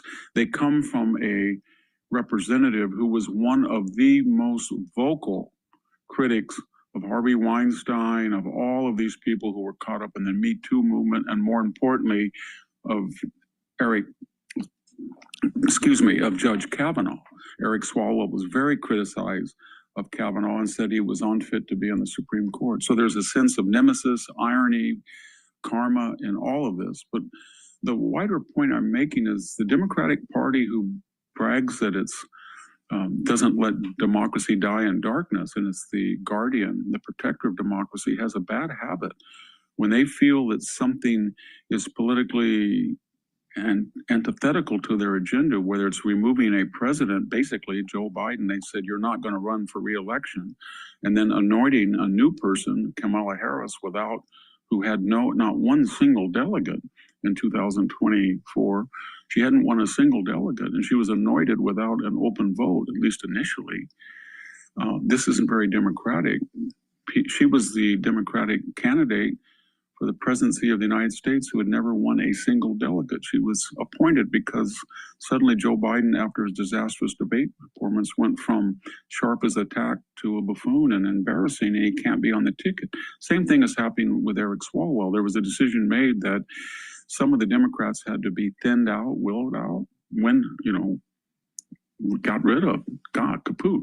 And they chose Eric Swalwell once these allegations suddenly were untenable in their secrecy. They couldn't suppress it anymore. But the point is that I'm making, they knew about this. People in California are on record that Eric Swalwell had a reputation for being reckless in his personal life and untoward toward women staffers.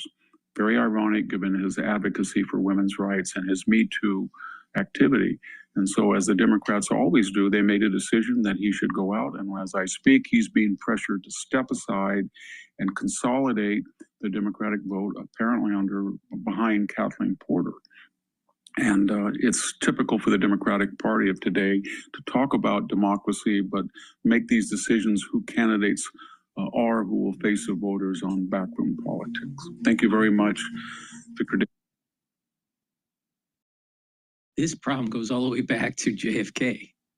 Truman warned about the primary process within the Democratic Party, and that you have almost like this mobster mentality that takes place. So please go to my store, the-studio-reykjavik.com, and get the structural nano silver soaps that I have in stock. You can get it in peppermint and also in lemongrass. Very high quality soaps. They'll help to neutralize and help the health of your skin. Use them every day. Please go to my store, the-studio-reykjavik.com. And also, I have structural nano silver toothpaste. It's very high quality, has no fluoride. It'll whiten your teeth, freshen your breath, reduce inflammation at the gum line, and help the health of your gum line. With good oral hygiene, you can help your cardiovascular health and your valvular health. Super important. And because it has the structural nano silver, it helps to neutralize. Very important during the cold season, and just take it every day. Use it every day. So please go to my store, the-studio-reykjavik.com. Use discount 5. You get $5 off any order. If you spend $100 or more, you get a free gift until supplies last. So get a few tubes of this toothpaste for your household. Use it every day and improve the health of your oral cavity and the health of your teeth. Please go to my store, the-studio-reykjavik.com. All right, now we're going to go to Morning Joe, because we got to have a comment about Morning Joe. And they're complaining about how Trump is grappling with his fears, because Morning Joe is not only a lawyer, he's also a psychiatrist. Welcome back. The Wall Street Journal is out with new reporting from behind the scenes at the White House entitled, "Despite his public bravado, President Trump is grappling with his own fears regarding Iran." According to the Journal, the operation to extract 2 airmen whose jet was shot down over Iran this month was followed by hours of the president screaming at aides, quote, "Images of the 1979 Iranian hostage crisis, one of the biggest international policy failures of a presidency in recent times, had been looming large in his mind." The paper reports the president is dealing with his own fear about ordering troops into harm's way. Trump has resisted sending American soldiers to take Harangue Island, for example, the launch point for 90% of Iran's oil exports. While he was told the mission would succeed and the territory's capture would give the U.S. access to the strait, he worried there would be unacceptably high American casualties. Still, he has made risky pronouncements without input from his national security team, including his post about plans to destroy the Iranian civilization, saying seeming unstable could help spur the Iranians to negotiate. A president who thrives on drama is bringing an even more intense version of his unorthodox, maximalist approach to a new situation, fighting a war. He is veering between belligerent and conciliatory approaches and grappling behind the scenes with just how badly things could go wrong. Joining us now, the co-author of that piece, White House reporter for the Wall Street Journal, Annie Linsky. So, Annie, what else are you hearing about the president's feelings about this behind the scenes? And it seems to match pretty well, or track pretty well, with the way Iran is responding, which anybody with a sense of how things go with Iran is not surprised about. Yeah, Micah, my colleague Josh Dossie and I set out to try to draw a portrait of the president at war. Donald Trump has had 2 presidencies, but he has never overseen a sustained military campaign like this. And while we, as Americans, have seen his very unique governing style in other aspects of his presidency, legislating executive orders and the like, we've never witnessed this type of sort of impulsive and his sort of desire to appear chaotic during wartime. So that was what we were trying to show and the reporting target that we had for this piece. Annie, one of the things I thought was really fascinating about your piece was how there seem to be 2 parallel tracks happening that are not necessarily communicating with each other all the time in the White House. So you've got during the operation to try and rescue the airmen, you've got the security people keeping Donald Trump away from the situation because they thought he might make it more complicated. But then at the same time, you've also got the president on his own track launching truth socials about ending a civilization, for example, or praise be to Allah on Easter morning without negotiation and clearing those posts and going through the posts with his national security team. So how much is it the president just launching things and how much is it the national security team actually running the operation in the White House? Yeah, those tweets, or I should say those Truth Social posts that took so many people off guard who woke up and read them about ending a civilization, saying, praise be to Allah on Easter Sunday of all days. Those were not tweets that he had even sort of chatted with his national security team about. They read them much the way we did after they were posted. The president did ask his staff about those tweets and said, how are they playing? What am I being criticized? And his staff said, yes, sir, you are. You're facing quite a bit of criticism for them. Some of his members of his national security team read them and weren't as alarmed by them as many others were. They said, look, they felt that he was communicating the way the Iranians do. The Iranians have for years said, death to America, and believed perhaps this would get through to them in a way that the more restrained language that we're used to from a president perhaps has not. But you're right, that wasn't something that was being workshopped within the White House. As to that there was a long call that was open when the 2 airmen were down behind enemy lines, and that is an instance where the staff. There's a few things here that I think that Morning Joe isn't really considering. One,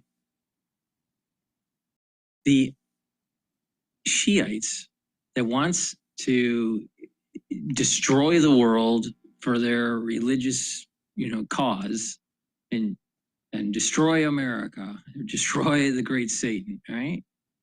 They only understand force. They don't understand anything but force. So speaking in their language, I think is very, very important. In addition, when you knock out the energy grid, when you knock out the ability for mobility, it's like you are in the 1600s. So if you're in the 21st century and you're going to the 17th century in a blink of an eye, then yeah, it is civilization disruption. It is a destruction of a civilization. But there's an added level to this, and that is the theocratic regime within Iran and the funding of the terrorism and the management structure of the IRGC have to be destroyed. Their civilization of religious hate has to be destroyed. So what's wrong with that? What's wrong with snapping them into the 1600s? What's wrong with destroying their theocracy? What's wrong with talking to them in their language. And oh, by the way, the President of the United States doesn't need any advisors. There's no constitutional requirement that for every decision you have to talk to an advisor, and then, you know, everyone has a vote and raise their hand, and whichever side for any policy has the most supporting it, then that's the policy of the presidency. No, that's not how it works. The president doesn't have to talk to anybody, and he can make a decision. So what this is really about technocracy. It's about the experts are going to tell you what you should do. And if you go against the experts, then you're a bad person. That's what Morning Joe is all about. And oh, by the way, Mika, the daughter of Brzezinski, wrote a lot about the technocracy that is needed within government. The President of the United States doesn't need anybody's opinion. If he is desiring it for a full mosaic of ideas or perspectives, that's his prerogative, but it's not a requirement. He doesn't have to do it. He can make his decisions based on his own beliefs, his own experience, political calculation, economic calculation, whatever he uses, whatever lens of logic he uses is his prerogative. Now, because the world is complicated, it does make sense to listen to your advisors. But there's a time not to listen to the advisors. There's a time to listen to the advisors. There's a time not to listen to the advisors. So I don't like this intelligentsia that's this East Coast Democrat idea of a technocracy. A president can listen to his advisors and say, I think you're all full of manure, and we're going to do this. That's his prerogative. He's the president of the United States. Now, what's interesting, there's a documentary about Air Force One during 9/11. I highly recommend you see it. I just saw it yesterday.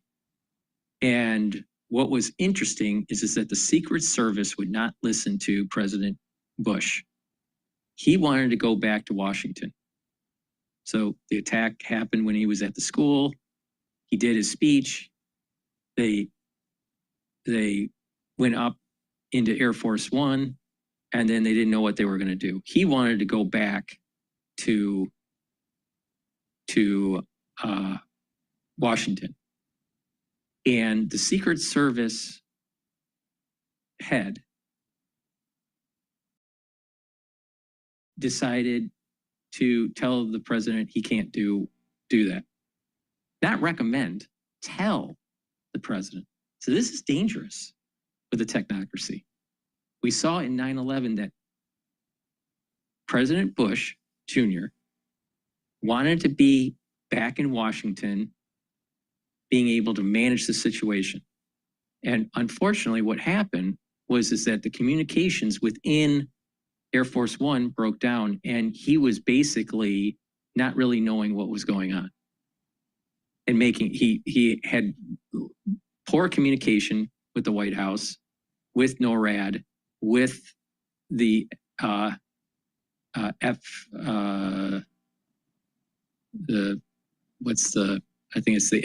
FAA, and what was going on. So the communication systems actually broke down on Air Force One. They upgraded it, and hopefully we don't have that problem again. But the thing is that he had the instinctive feeling that you had to be in Washington managing the situation instead of being up in the air, floating around, and not really coordinating with operations of our response.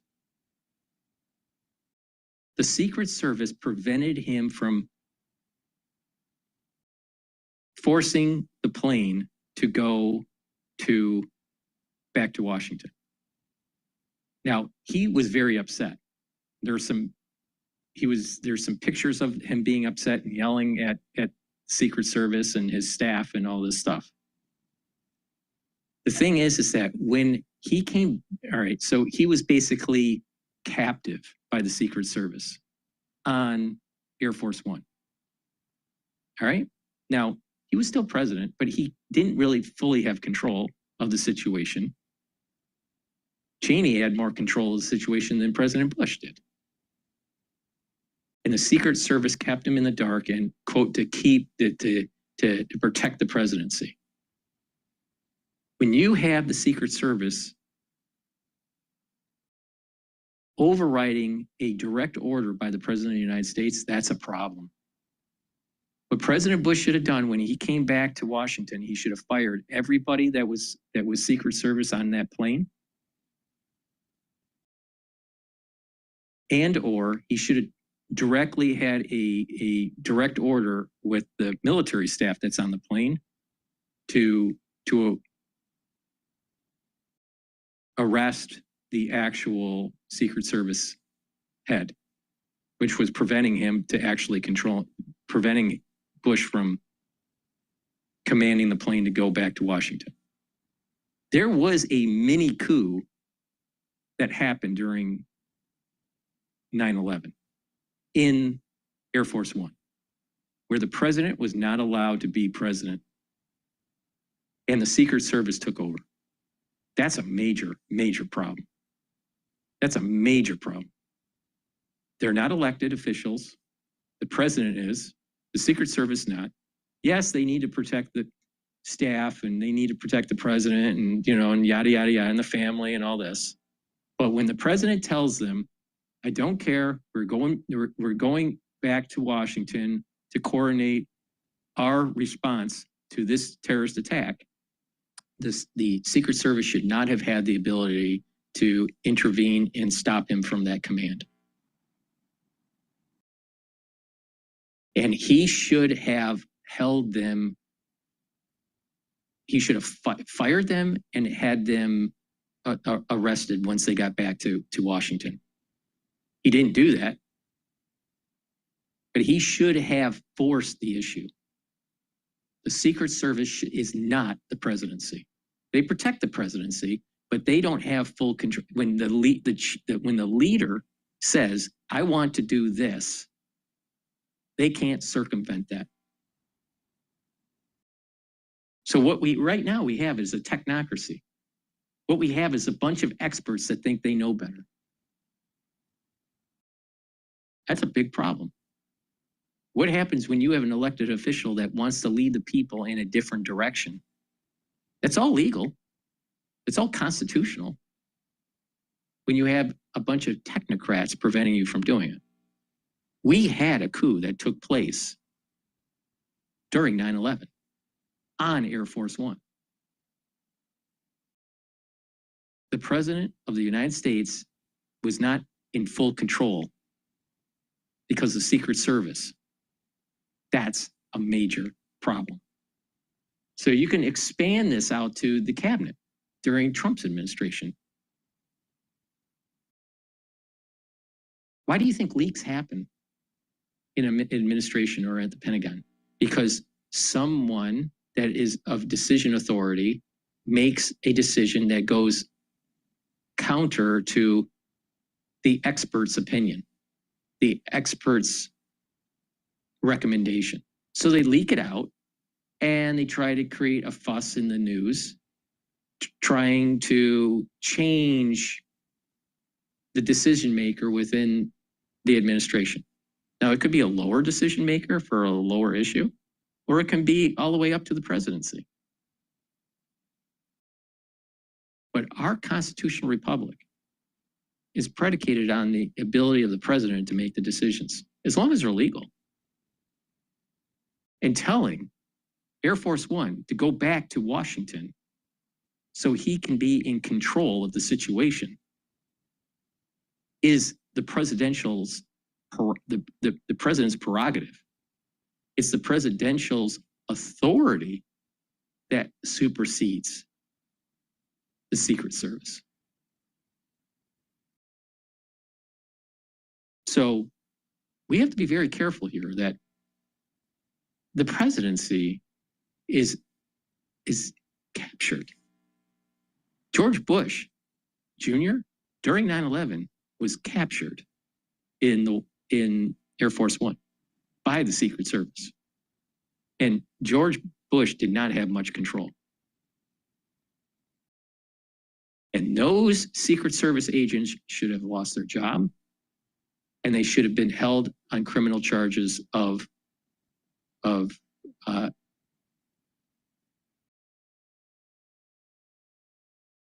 coup or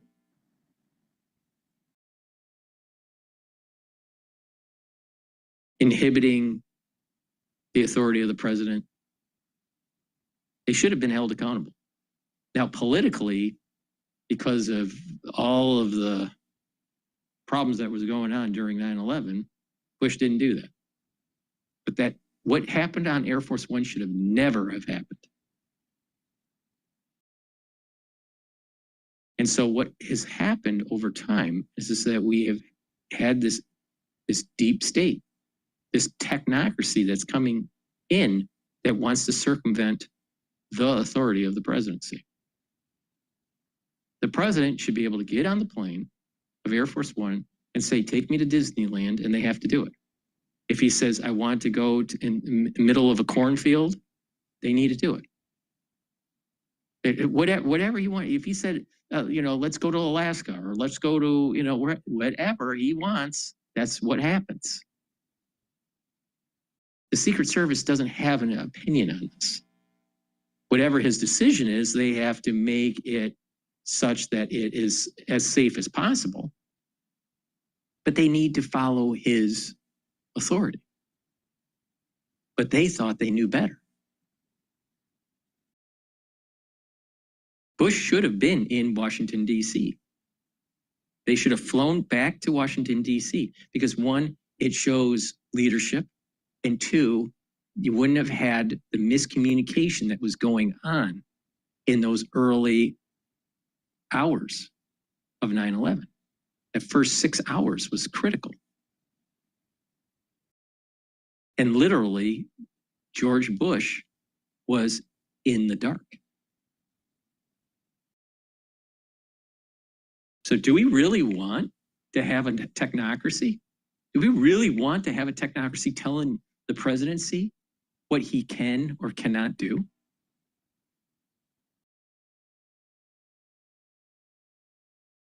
They're eroding the presidency. There is a group out there that is over and beyond the government that is actually trying to inhibit the power of the presidency. Is it from the Chatham House in England? Maybe. Is it the CFR in the United States? I don't know. Maybe it's above them. But there is this technocracy that is taking hold in the United States. It's a major problem. And a lot of people I didn't know about what happened on Air Force One during 9/11, but there was a coup. There was a coup. The Secret Service prevented George Bush on having control of the situation. The Secret Service was in charge. That is totally unacceptable. Now listen to the memoir, listen or read the memoirs of some of these recent presidents. They all say that when they are talking about the Pentagon. Memoirs of what was happening in the first administration with Trump were saying that you had generals that didn't want to listen to Trump in terms of trying to de-escalate from Afghanistan. You had people within the cabinet that were leaking and also slow walking his policies. That's very similar to what was happening with the Secret Service during 9/11, circumventing the power of the presidency. Barack Obama, in his memoir, stated that he was having problems with the Pentagon, trying to de-escalate in Iraq. People supposedly knew better in the Pentagon, not listening to the President of the United States. If the President of the United States says, I want to end the war, we're getting out, and this is the date, the Pentagon needs to do it. No, you have people dug in, not listening. And this is the reason why Pete Hegseth is cleaning house.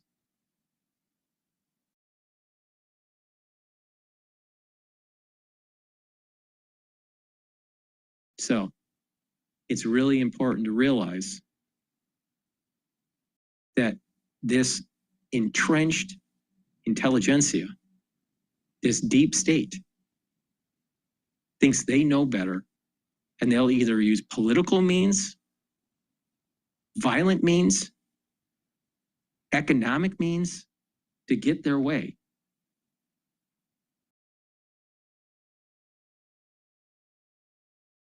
But they know better. The paper belt, the intelligentsia of the Boss-Wash corridor, they know better. Really? It doesn't seem like it's constitutional. They were updating the president frequently, but they didn't want him to be on that line. They were concerned that he was so impatient as he was watching those developments that they didn't have him doing the minute-to-minute call. But to be fair, to be sure, he was being updated regularly in that weekend when those airmen were down.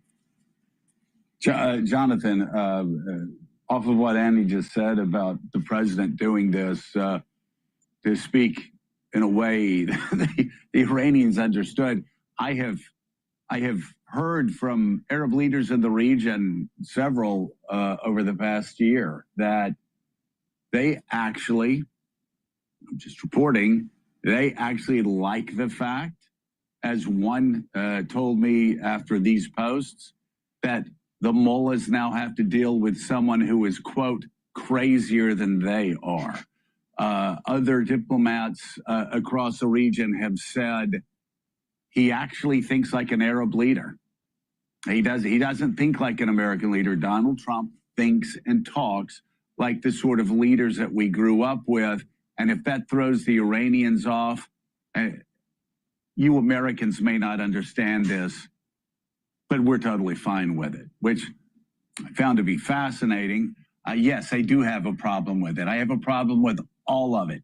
That said, even this past week, I heard again, as I've been hearing for a year. It's too easy for some liberal saying, "Oh, I have a problem with what Trump is doing. I have a problem with the way he speaks." Solve the problem. It's a 47-year problem. The Shiite religion is crazy. Pay attention. You don't believe me? Why don't you actually go on YouTube and actually watch about 4 or 5 hours of documentaries about the situation, about the history of Iran? And I'm telling you, we've done some stupid things, especially the CIA and MI6. But the thing is that this is a hornet's nest, and we got to solve this problem now, or it's going to be a big problem later. But the intelligentsia knows better. Really? I don't think so, because the intelligentsia has been kicking the can down the road for the last 47 years. It's time to kill them. It's time to kill our enemies. There's nothing wrong with that. Well, that's a war crime. Oh, you can't do that. That's a war crime. See, once again, you have a legal apparatus and an intelligentsia apparatus trying to circumvent what the president can do. Scare them with legality, scare them with leaks, scare them with a less cohesive cabinet. Demonize them in the news. Is that the right policy? Do we want the Shias to rise up with weapons of mass destruction? Do we really want that? Is that what the intelligentsia wants? The intelligentsia allowed for a nuclear capability in North Korea. The intelligentsia allowed for Pakistan and India to have nuclear weapons. The intelligentsia led to nuclear proliferation. The world's not safer because of the intelligentsia. It's a lot worse off because of the intelligentsia. Before we continue with Morning Joe, who happened to stop politics because his intern ended up dying for some reason, please go to my store, the-studio-reykjavik.com. Get the Myotrol. This will help to build muscle. If you're 40 years of age, male or female, you can't build muscle and maintain muscle as easily as when you were younger. This will help with the gene expression to build muscle and maintain muscle. Do some resistance training, take the Myotrol, and you'll be able to improve your musculature. And by improving your musculature, you're increasing the concentrations of myokines and increasing the concentration of BDNF, which are neuroprotective, super important. Building muscle will literally help your brain. All right? So please go to my store, the-studio-reykjavik.com, and beware of the Boss Wash corridor and the paper belt. Beware of the intelligentsia. Beware of them circumventing the power of the presidency, because that's exactly what's happening. Please go to my store and get the clarity factor so you can see the world like I do. All right? You get rid of that brain fog. You'll be able to concentrate on tasks. Your memory and your cognition will improve. Your neurons will link up more. You'll have positive neuroplasticity, and you're improving your brain. Please go to my store and get the clarity factor. It's a great neurostack. Drink it with filtered water. So a great stack to help with your musculature and your brain function. Myotrol and clarity factor. And like I said, building more muscle is actually going to help with brain function. It's not just helping with your musculature and helping with bone density, because more muscle will also improve your bone density. But it's important to get those myokine concentrations up so you have more neural protection. Please go to my store, the-studio-reykjavik.com. Don't be a Morning Joe. He's the only American president that can strike fear in the hearts of Iranians. Yeah, I would say, and also in the hearts of everybody that lives in Washington and across America. Yeah, no question there. White House aides, as Annie reported, anxious at the time. A lot of them since that post have sounded, well, it worked. Look, they got Iran to agree to the ceasefire. Like, these sets up the table for negotiations, like sort of defending it in retrospect. The madman theory, if you will, that you just outlined, Joe, that it's impossible to predict Trump, so therefore you have to fear the worst. And that's all this was, part of the deal, that stuff. We'll see. But Annie, the other thing that your story illustrates well is, though Trump this time, second term, far more likely to authorize military force than in the first, but he's still hesitant to cross the threshold of deploying ground troops. He's still very nervous about American lives lost in themselves would be terrible, but also the political ramifications of that. So speak to us about that still, that hesitation, and what we could learn from it as we consider what could come next, because the fate of these negotiations is still very much in doubt. Trump may need to escalate further and actually to get this war to close if it can't be done on the negotiating table in Islamabad the next couple of days. Yeah, I was really struck in talking to some of the people around the president and his advisors and some of his informal advisors, the extent to which he has brought up in conversations Jimmy Carter and how Jimmy Carter's experience in Iran, this exact regime that President Trump has been bombing, but how Jimmy Carter's experience in Iran has loomed large as he's been weighing what to do. And he has even spoken, the president has spoken publicly about this in a March event in Florida. He brought up Jimmy Carter as he was talking about he was ticking off Democratic failures in foreign policy, but he dwelled at length about Jimmy Carter, something that his friends have said and people who have spoken to him have said he has talked about privately as well. So his hesitance on putting troops on the ground is real. He's very concerned about how that would be. He has not been in a position before of sending troops in harm's way in this way. That is not to say he won't do it. And his advisors have been very clear with us that remains on the table. It's not something that they're going to take off. But he has said, troops going to Kyrgyz Island, would they be sitting ducks? Would they all be killed? And that is a very real fear that he has articulated. And for good reason. And Annie, I couldn't help but notice the picture that accompanied your story, at least when I read it online, had so many parallels with the failed 1980 Operation Eagle Claw, the failed operation to rescue the Iranian hostages back in 1980. Obviously, that parallel haunts the president, doesn't it? It really does. It's something that we have heard he talks about extensively. And this is a time in his life when he was coming of age. He paid close attention to the news, as we know. But he would be he is one of 7 presidents to be bedeviled by this national security threat that Iran has faced. And he has thought about how other presidents have attempted to handle it and failed. Yep. So it is on his mind. All right, White House reporter for the Wall Street Journal, Annie Linsky, thank you very much for your reporting. The new reporting is available to read online right now. All right.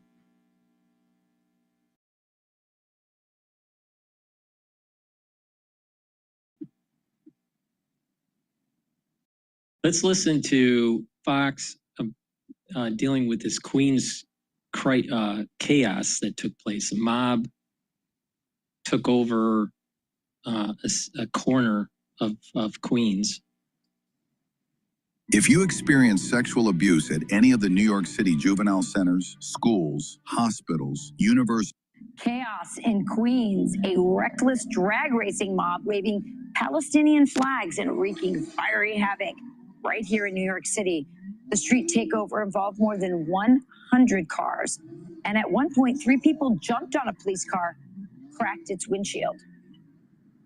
Former NYPD Chief of Department John Schell joins us now.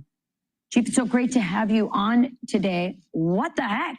How does that happen? Well, this has been going on for years with these car meets on those mopeds and quads. And we were dealing with it for like 3 years. And you really have to have a strategic response to this. Cops just can't show up and think you're going to deal with that. You're not. So in 3 years of us going after it, when I say going after it, aviation, hundreds of cops, checkpoints, we took over 100,000 of these cars and bikes off the street in 3 years. It's something you have to stay on top of.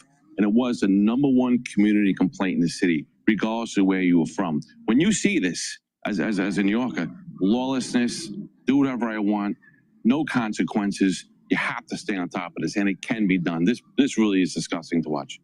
Yeah. Is this worse than it was before? Are you seeing an uptick? I've seen an uptick, and how do you know what's working? #1, when you don't see it, and when you see calls for service go down for, like, we call them roving bands, reckless driving, we kicked them in their tails. We were in their social groups, and they were scared of us. They knew we were out there. They would say, let's go to Jersey. I'd say, see you later. But it was not. But there was. I was telling Riff, there's something great when you make some arrests and a couple of cars get away, but you get their license plate, and you show over their doorstep three days later, and you show mom and dad their $50,000 car on the back of a tow truck and say bye. Bye, thank you. So you're donating to the city of New York. Thank you. You got to send that message, and it's got to be consequences. Did the parents play a role in this? Some do, some don't. But some of these aren't kids. Some of these are adults, 30, 40 years, and they'll tell you, well, we have nowhere to go. And our response will grow up, first of all, drive like a normal person. But the reckless driving piece, the district attorney has to be on board. This is a felony. or a misdemeanor. There's got to be consequences. Somebody could be killed easily. That car goes out of control and goes in a crowd. Absolutely. And John, so why are they doing it? I mean, why? Because we see this in DC as well. It's in other cities. Well, but these car groups, they want to show off their cars. They actually think they're not doing anything wrong, to be honest with you. There's spots throughout the city that are known. We used to set up on those spots and wait for them to get there and take their cars. But they have nowhere to go, to tell you. And so they think they can take over the street. But some of these are young kids. That's very dangerous. Setting a fire in the street, hanging out windows. I'll tell you right now, some of those kids have guns on them. Absolutely. I know. It's hard to believe. I still remember Rebel Without a Cause. I mean, they weren't somewhere like where nobody was at. Like it wasn't in the middle of a street like this. I mean, this has been going on for a long time. This is what you have to, like, the NYPD has to stay on top of this. You can't expect a local precinct with 5 or 6 cars at 3 o'clock in the morning thinking to combat that. And why aren't they, do you think? Well, it's not the precinct. They have to know where it's happening, but you have to have like hundreds of cops working in addition to the precinct. So you can cut up bridges, getaway plans. Yeah. Is this a leadership issue? Is this Mondani not making this a priority? Well, I would say yes to that. Number two, no cop right now is going to be that proactive to push the envelope in the gray area, because if something goes wrong, the mayor's not going to have their back. They're not going to do it. The NYPD now has to become reactive, not proactive.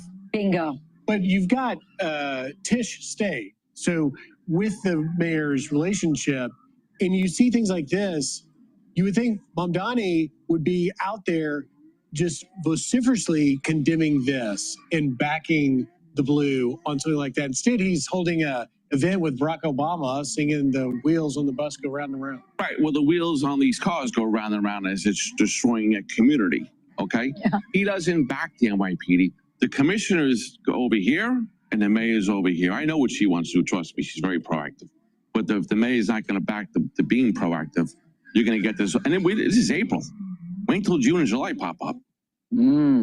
Great point. Chief, great to have you here. Thank you so much. Thanks, Chief. Fantastic. Thank you. Be sure to like and subscribe for all the Fox News latest on YouTube and catch full shows streaming now. Out of control kids, out of control adults. Why? Because of poor upbringing. They lost the pillars of society, of God, country, and family. It's that simple. It's that simple. And the foundation of that is the Enlightenment, where it's about life, liberty, and property. But when you don't have respect for property, when you don't have respect for life, you get this crap. Big problem in the United States. And it's time that a lot of these kids start getting some discipline. And this is why I think it's super important that there should be mandatory service in the United States. For 2 years, mandatory service. And that way they have some money for college. They know how to make a bed. They know how to brush their teeth. And they get some discipline. Please go to my store, the-studio-reykjavik.com, and get the structural nanosilver gel. I have 2 types. You can get it in the tube form or the quick dispenser form. But these gels are dual purpose. They will help to improve your skin. You can use them as a daily topical skincare. You can put it on a cut, an abrasion, or a minor burn, and it'll help to heal it quicker, about 1/3 of the time quicker. And if you're not feeling well because of the cold season, or someone around you is not feeling well because of the cold season, you can put it on your hands. It stays active for 5.5 hours. You can put it around your mouth, around your eyes, around your nose, around your ears, lightly coat your nostrils. It stays active for 5.5 hours. Now, if you're cleaning your house because of, spring cleaning or the garage or whatever, by putting the gel in your nostrils, lightly coat the nostrils, you'll be able to neutralize anything that you're breathing in. So it's really important. So please go to my store. It's a very high quality product. It has the structural nanosilver. Use it. Have some at home, have some at work. You never know when you need it. It's a very high quality product. So please go to my store, the-studio-reykjavik.com. Use discount 5. You get $5 off any order. If you spend $100 or more, you get a free gift until supplies last.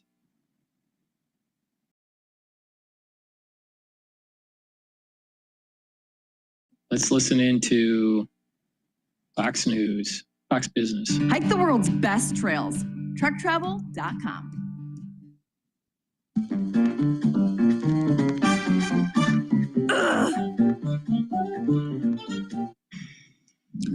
Welcome back. CENTCOM releasing new video overnight of U.S. forces taking over an Iranian cargo ship after a 6-hour standoff. The cargo ship was trying to break past the U.S.'s naval blockade. The ship, called Tauska, reportedly spent much of the last year moving between China and Iran. Hundreds of commercial tankers are now stranded on both sides of the strait after Iran halted traffic in the strait over the weekend, reversing course on its decision to effectively open it on Friday, agreeing with the United States. Tehran now telling shippers they must use new traffic lanes along the Iranian coast. But President Trump told me yesterday on the phone that it was the U.S. who closed the strait because of the blockade. U.S. officials are gearing up for another round of talks in Pakistan tonight. The Iranians, however, still no response on this meeting. The state media is suggesting that Iran might not show up, although AP reported this morning that the meeting is on, and President Trump told me yesterday a deal will be signed tonight. Meanwhile, House Democrats are now discussing plans to force a vote on an Iran war powers resolution every day until one passes or U.S. operations in the region end as the conflict approaches the 60-day mark. February 28th is when it started. Joining me now is California Congressman Ro Khanna. Congressman, good to see you. Thank you so much for being here. Good to see you, Maria. And I want to get your take on where we are. You introduced a bill to stop U.S. oil exports during the conflict in Iran. Why do you want to stop U.S. oil exports during this conflict? Maria, it's common sense. Why would we be sending our oil overseas when Americans are getting fleeced at the pump? When gas has gone from $2.30 to $4, we should have our oil supply for Americans, and that would bring down the price. This was a giveaway in 2015 to the big oil companies. Yeah, it's good for them. It's not good for the average consumer. I don't know if it's a giveaway, really, but the truth is the president told the nation just the other day, and we know this to be true, that the U.S. is producing more oil and gas.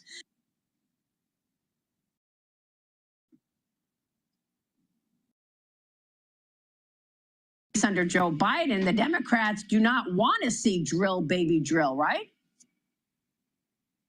The U.S. was producing, as you know, more oil and gas at a record level, even under Joe Biden. The point is, though, why are we exporting it? And Maria, the biggest point is, why have we gotten into a war that has led to the closing of the Strait of Hormuz?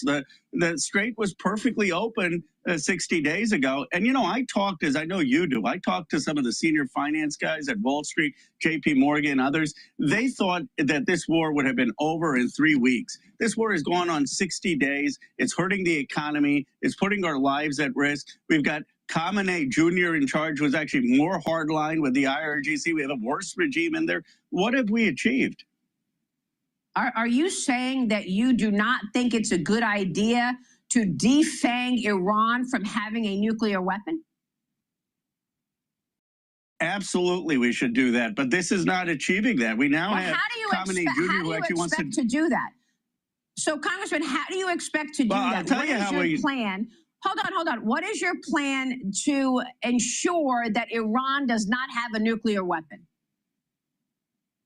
Well, this is not doing it. This is putting Iran closer on the trajectory of a nuclear weapon because Khamenei Sr., who we assassinated. That's not true. That's not true. President Obama.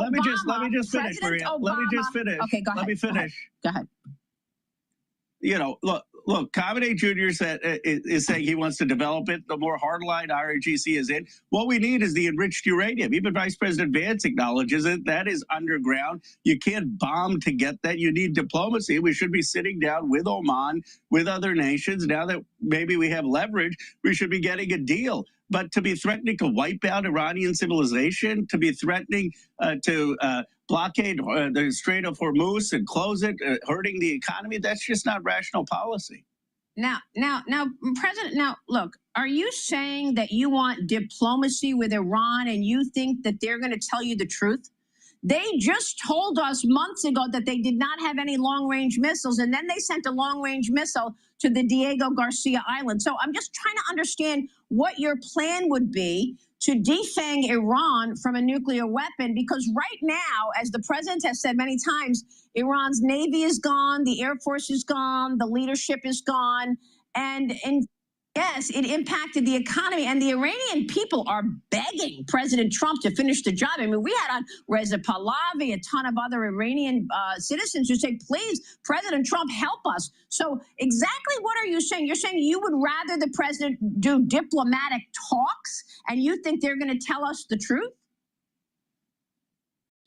Maria, I'll tell you what the Iranian people are not begging for. They're not begging for Donald Trump to wipe out Iranian civilization. They're not begging for him to blow up every power plant and threaten war crimes.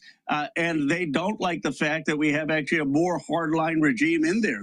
They have not created a regime that is respecting human rights or protesters. And the reality is, yes, I don't trust Iran. Obviously, Reagan had said trust to verify. You can't sit there. You can't sit there and tell me that you are talking about Iran's human rights when the way they treat women and the way they treat citizens. How's biz, Ash? Great, especially with the help of zero accounting software. I can keep my cash flow flowing by giving customers more ways to pay. Search zero with the net. iExcel is helping 15 million students succeed in math and language arts. On iExcel, your child There moral equivalence between the way President Trump treats citizens and the. Are you putting an equivalency there? No, I'm not putting an equivalency. What I'm saying is that we have not created a regime that actually is respecting human rights. We have a regime that is more hardline. There is no democracy emerging. There is no regime that's actually closer to the United States. Actually, you know what we've done is we've increased China's role in the region. Now they want to have oil transactions in the yuan, not in the dollar. And so what we've done is actually lost influence in that region, and we haven't gotten the enriched uranium. I mean, that is the problem. Well, I think that President Trump is trying to negotiate that, and he told me yesterday directly that he's expecting a deal to be signed tonight in Pakistan. I want to move on to other issues because I know you're doing a lot, Congressman, and we appreciate that. But here's my final question on this issue. Are you suggesting that Obama's leadership on Iran was better? Because under President Obama, there were 14 wire transfers to a, hold on. There were 14 wire transfers to a Swiss account linked to Hezbollah between 2014 and 2016. That was a total of $1.7 billion. The same $1.7 billion he told Congress was frozen Iranian assets. Now, there was a back channel to Tehran through Valerie Jarrett, active for 2012 to 2024.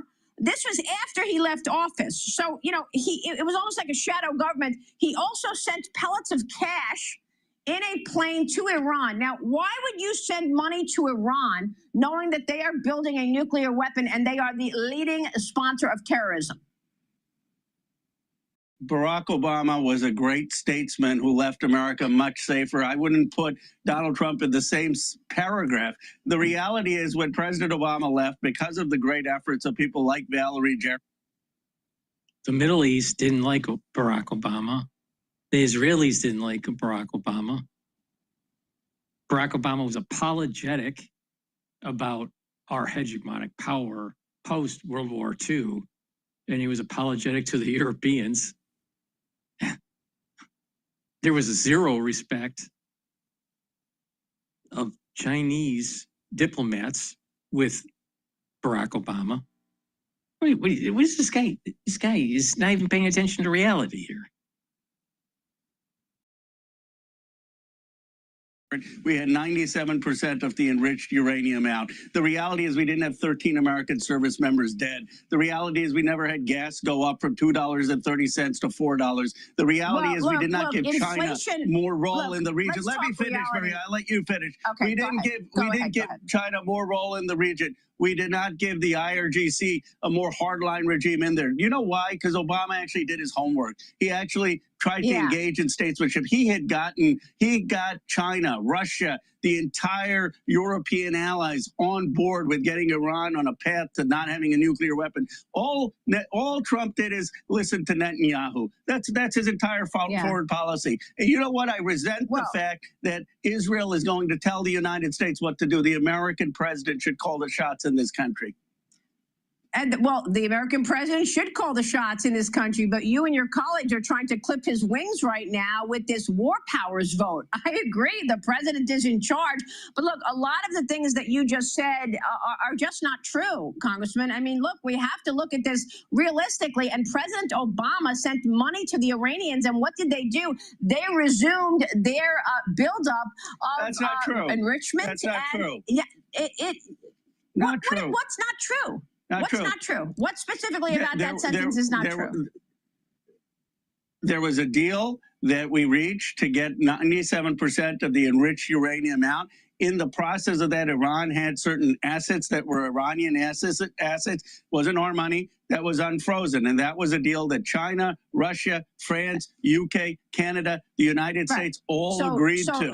And then you had President Netanyahu Obama come in and try to torpedo it, and AIPAC tried to torpedo that deal. We were on a path to having a denuclear Iran, but what happened is it wasn't in Netanyahu's interest and AIPAC's interest, and they've dragged us into another war in the Middle East. They've hurt America. And he's missing a major piece of this.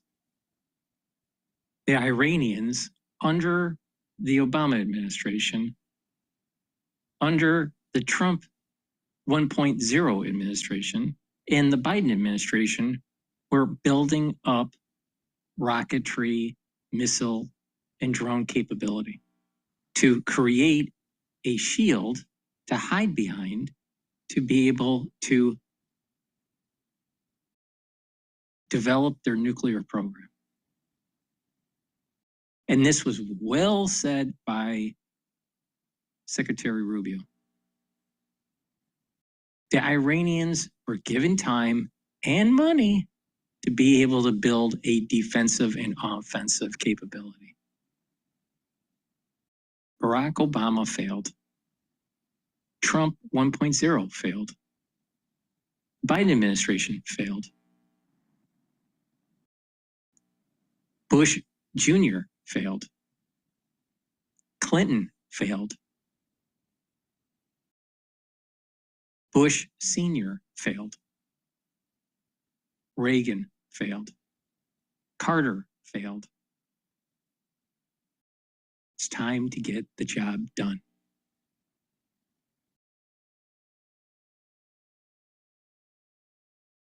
American people, and the American people are tired of it. They want people who are going to be Team America. They want people who are going to bring gas prices down here and care about our nation and get us out of these wars. And that's why Obama won. He was against the Iraq war. That's why he was on a path to normalization in terms of getting Iran to be denuclear, but it had the whole world on our side. And AIPAC, Netanyahu tore that up. Relax. Congressman, it doesn't change the fact that 10 presidents before President Trump I'm having all trouble said the hearing same you. thing. I think there's some connection issue. Now I can hear you. Congressman, it doesn't change the fact that 10 presidents before President Trump all said the same thing.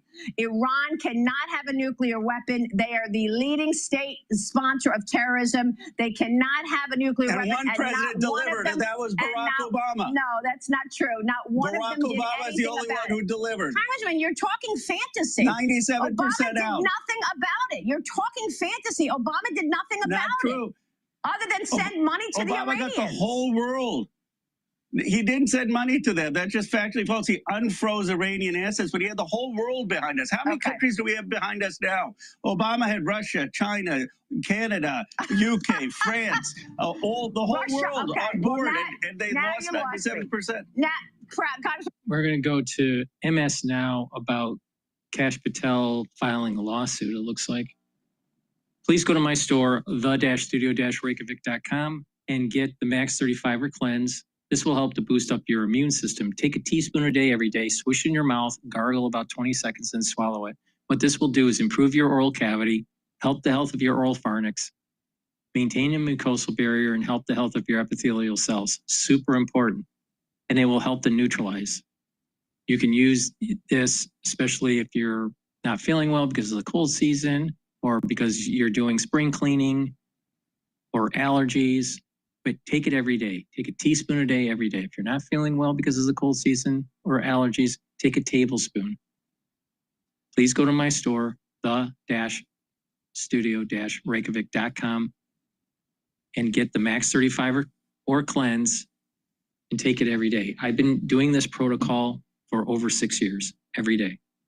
And I have a great new product on my store called Super Strong Relief. This will help with arthritic pain, muscle aches, sprains, tension headaches,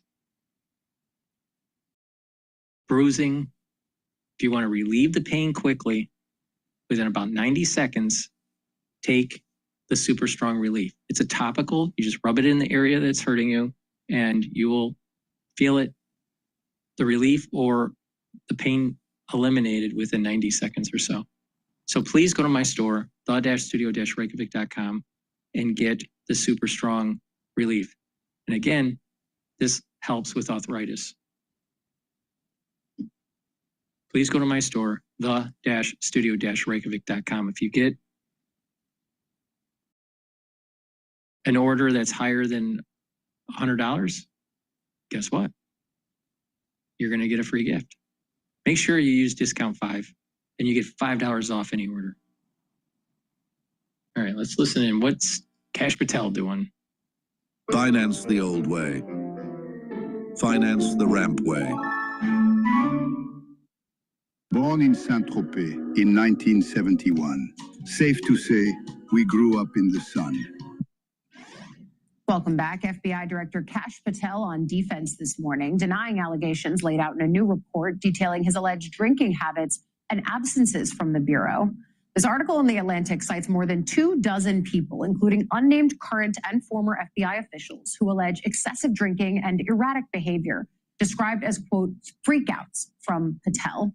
Several officials cited say Patel is known for, quote, obvious intoxication at private clubs, both here in Washington and in Las Vegas, and that many staffers are just waiting for the announcement that Patel's going to be fired from his post, citing his unreachability and impulsivity.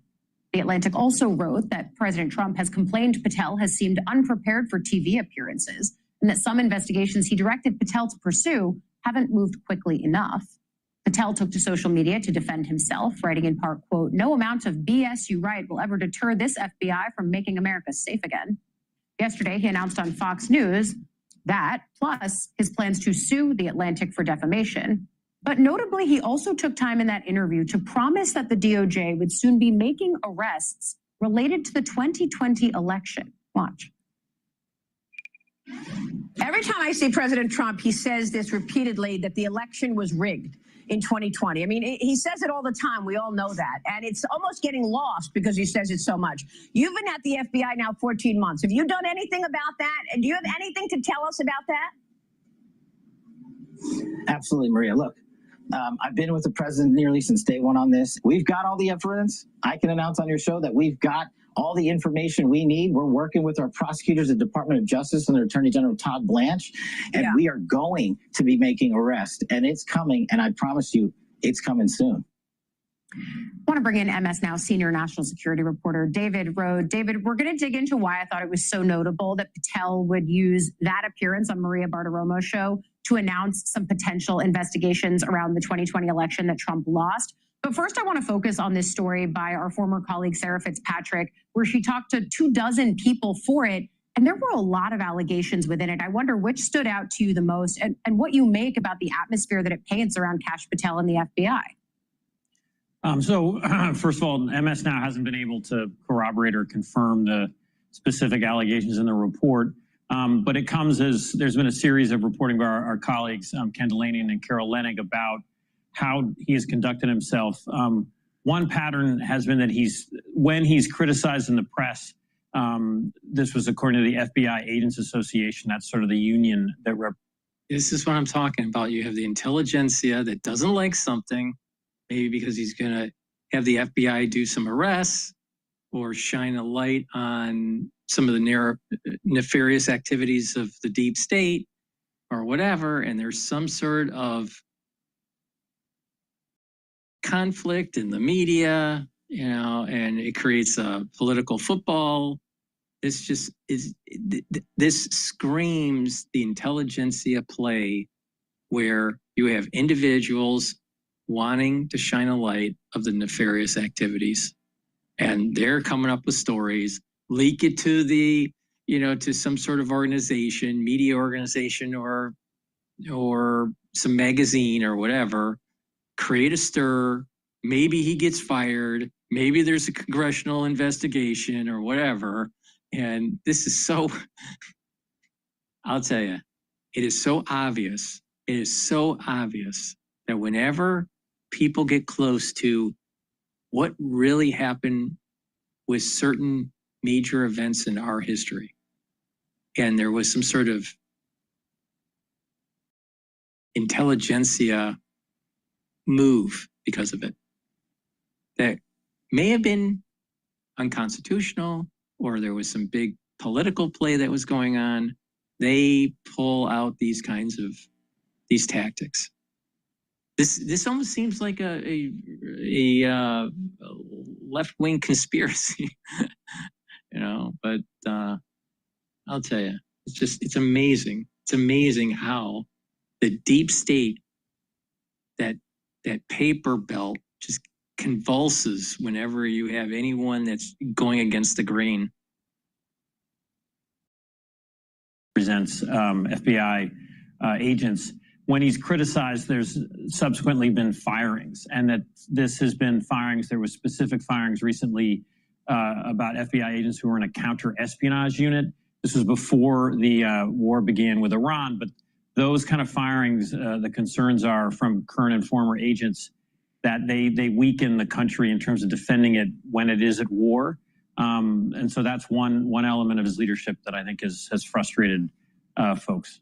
Yeah, I think that's the underlying premise, too, in the Atlantic story, this idea that his behavior allegedly is one thing, but then the impact on the Bureau itself and America's national security is the other, and that's really of paramount importance. But the other piece of this for Patel is, how do you end up keeping your job? Because there were large questions looming in the aftermath of Pam Bondi's firing about if Patel was next.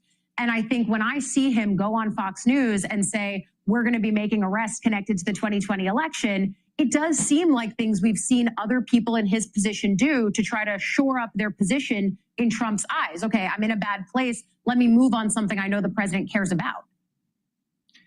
Yes, and so in terms of the 2020 election, these are old claims by President Trump. His attorney general in 2020, Bill Barr, a deep conservative, disagreed with the president and told the president, you did not win the 2020 election. He subsequently resigned. Chris Wray, who was appointed by President Trump, chosen by President Trump, did not find evidence of any of these crimes that it sounds like Patel says there are going to be arrests regarding. So it's concerning. And many courts have reviewed these claims and dismissed them. So if there are arrests coming, I don't understand what the evidence is. So we just have to see if these arrests actually happen. I think that's the piece of it, David. For those of us who are watching, whether it's Kash Patel saying arrests are coming around 2020, whether it's Tulsi Gabbard going to the Fulton County Board of Elections, we are watching these embattled Trump officials try to make something out of debunked conspiracy theories. And I wonder, when you put your national security hat on, as it always is, what you see in those attempts as we head into the November elections, where there is widespread concern about what election security might look like and ensuring that elections stay free and fair. I'm very concerned. Just last week, Tulsi Gabbard made a criminal referral to the Justice Department regarding the first impeachment of Donald Trump. This would be back in his first term, and it was a criminal referral to the whistleblower who alerted first the intelligence community about the call between President Trump and Ukrainian President Zelensky. The allegation was that Trump threatened to withhold aid from Ukraine if it didn't investigate Joe Biden at the time. This was a call in 2019. And this criminal referral involved the whistleblower themselves, who's remained anonymous, and then the Inspector General of the intelligence community at that time, Michael Atkinson. He found it to be a credible and urgent threat. That's the definition for what needs to go to Congress, and Atkinson sent it to Congress. But now Tulsi Gabbard has referred them for criminal investigation. It's not definite they're going to be charged, but that's just another example of what you're describing. Yeah, attempts to rewrite history, despite the fact that courts, as you mentioned, in many of these scenarios around 2020, and in the situation that you're mentioning as well, have found that there's no there, and yet we know it remains a priority of the president. MS Now senior national security reporter David Rode, thank you as always.